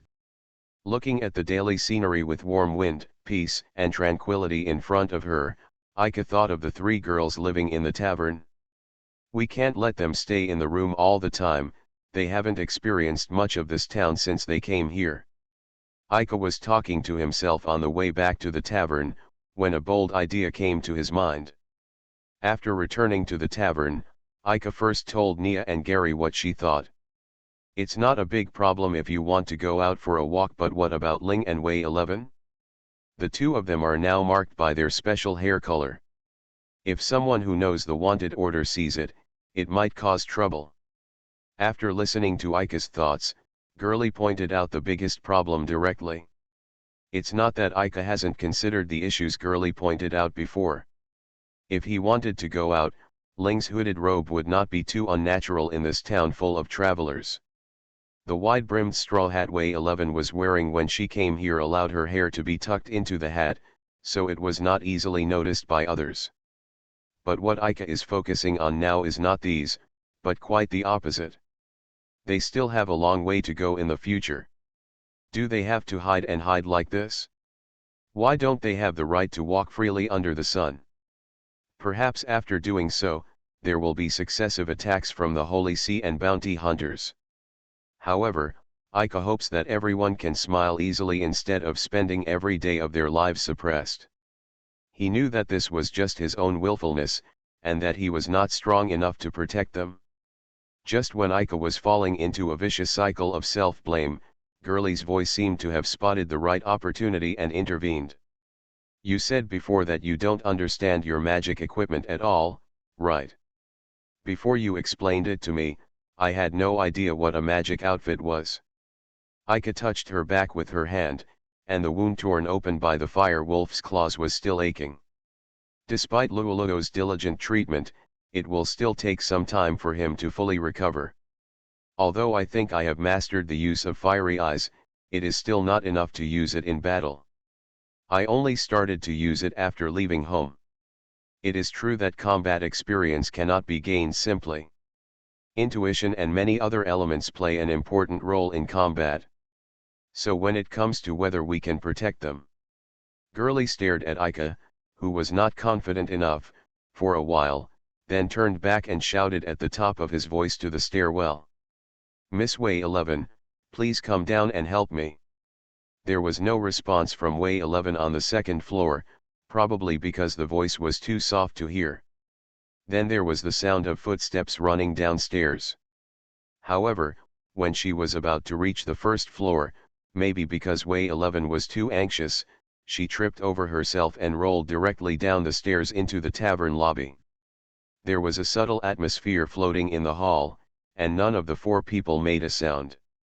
After Way 11 kept her face on the ground for a few seconds, she slowly climbed up on the ground, revealing that heartbreakingly cute smile.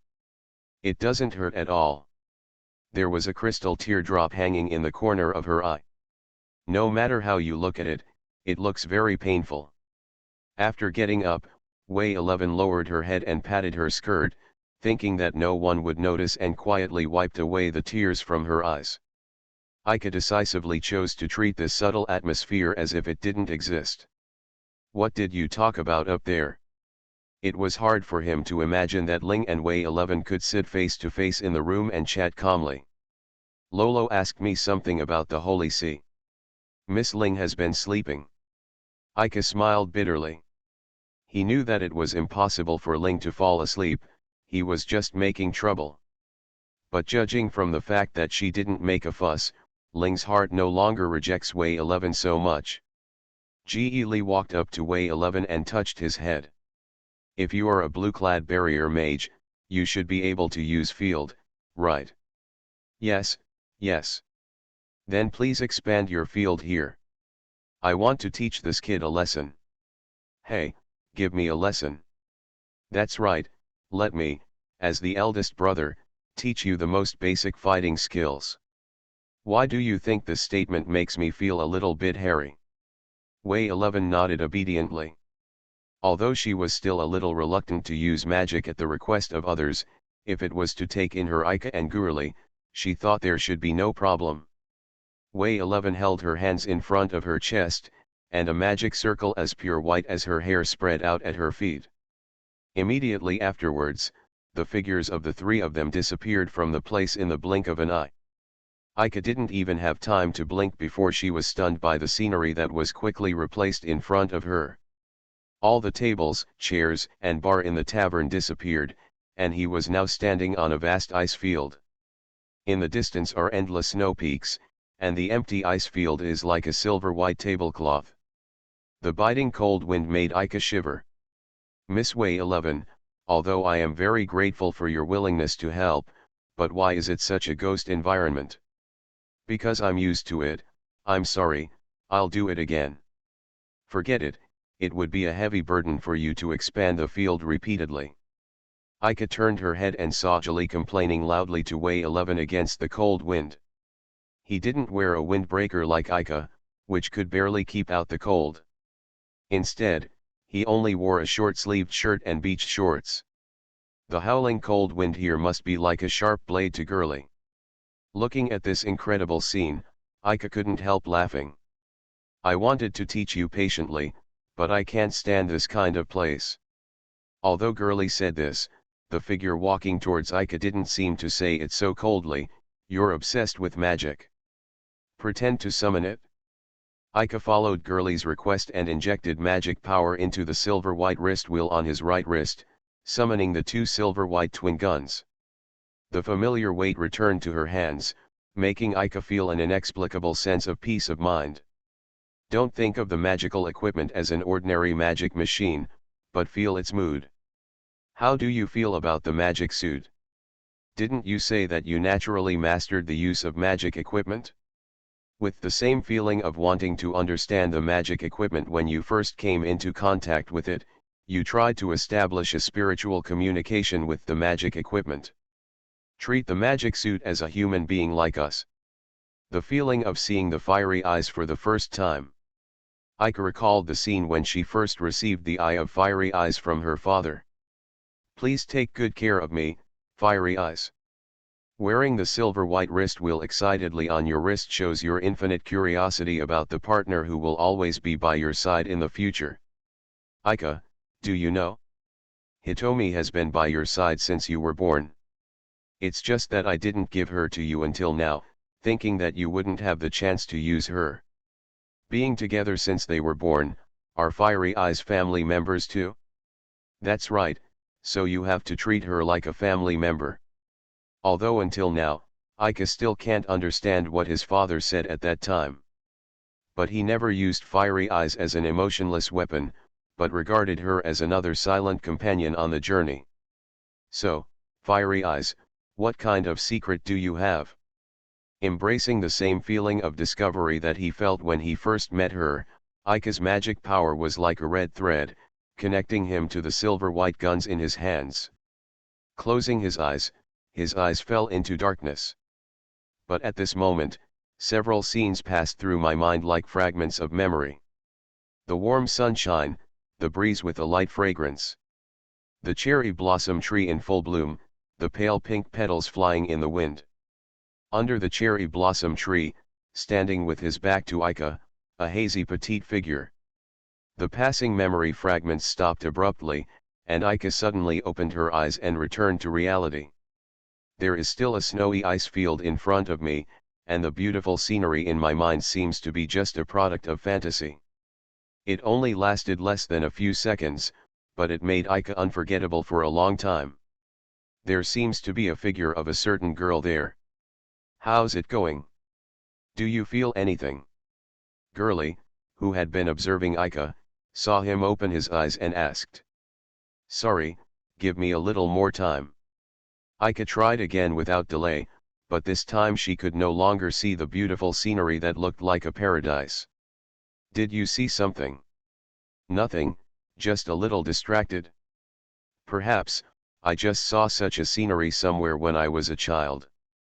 The reason why I thought about it just now was probably because I recalled the mood when I first met the Fiery Eyes, and the childhood memories reappeared in my mind. I don't know if Girlie believed Ika, but he didn't continue to ask. It also takes time for the magic costume and the holder to get used to it. The eldest lady of the Heinz family may know the light flame sword better. It doesn't matter if you can't feel your magic costume yet. I'm just telling you the gist. Uncle Girlie, are you also a magic equipment holder? How is it possible? How can a person like me, who works in a tavern to pay off debts, be such a big shot? Girlie laughed without restraint. It's just that I have met other magic equipment holders before, so I know a little bit about it. But to be honest, I have never used magic equipment, so I can only let you try it yourself. That's pretty awesome. Girlie supported his wide-brimmed leather hat, which was blown askew by the biting cold wind, and continued to instruct Ika on how to use the magic equipment. I said before that I wanted to establish communication with the magic suit. You should have done it, right? You just feel that there is an invisible line connecting you to the magic suit. Ika really felt this way when she saw the beautiful scenery of cherry blossoms in bloom. Although Girlie said that he had never used magic equipment personally, he did know magic equipment better than Ika, the magic equipment holder.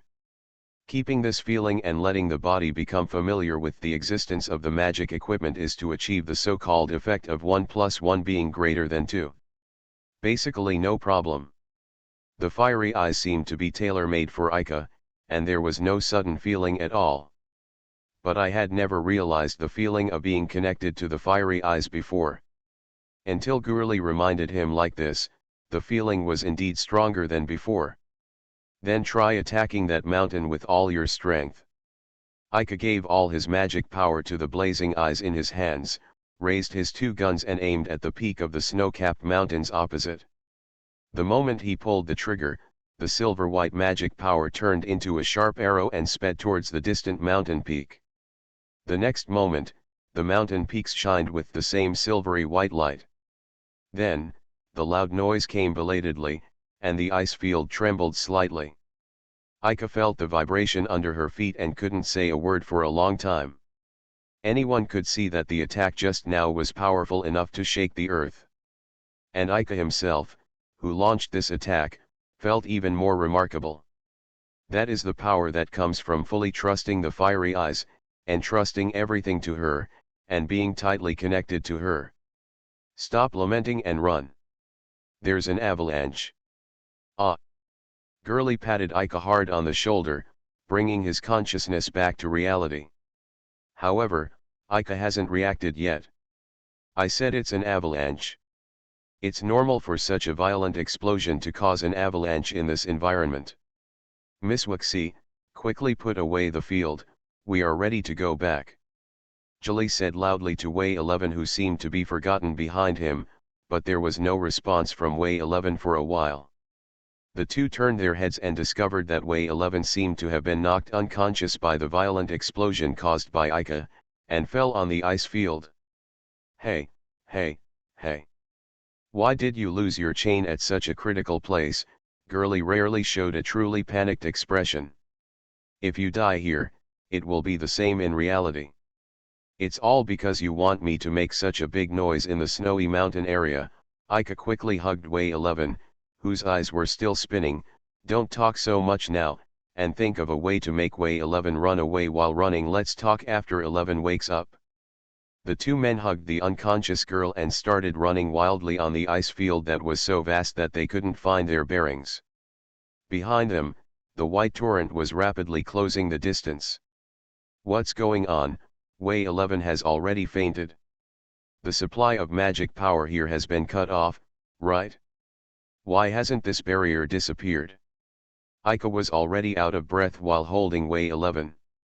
Although Way 11's weight was light enough that he would not be a burden to Ika at all, his physical strength declined rapidly due to the influence of the ice sheet climate.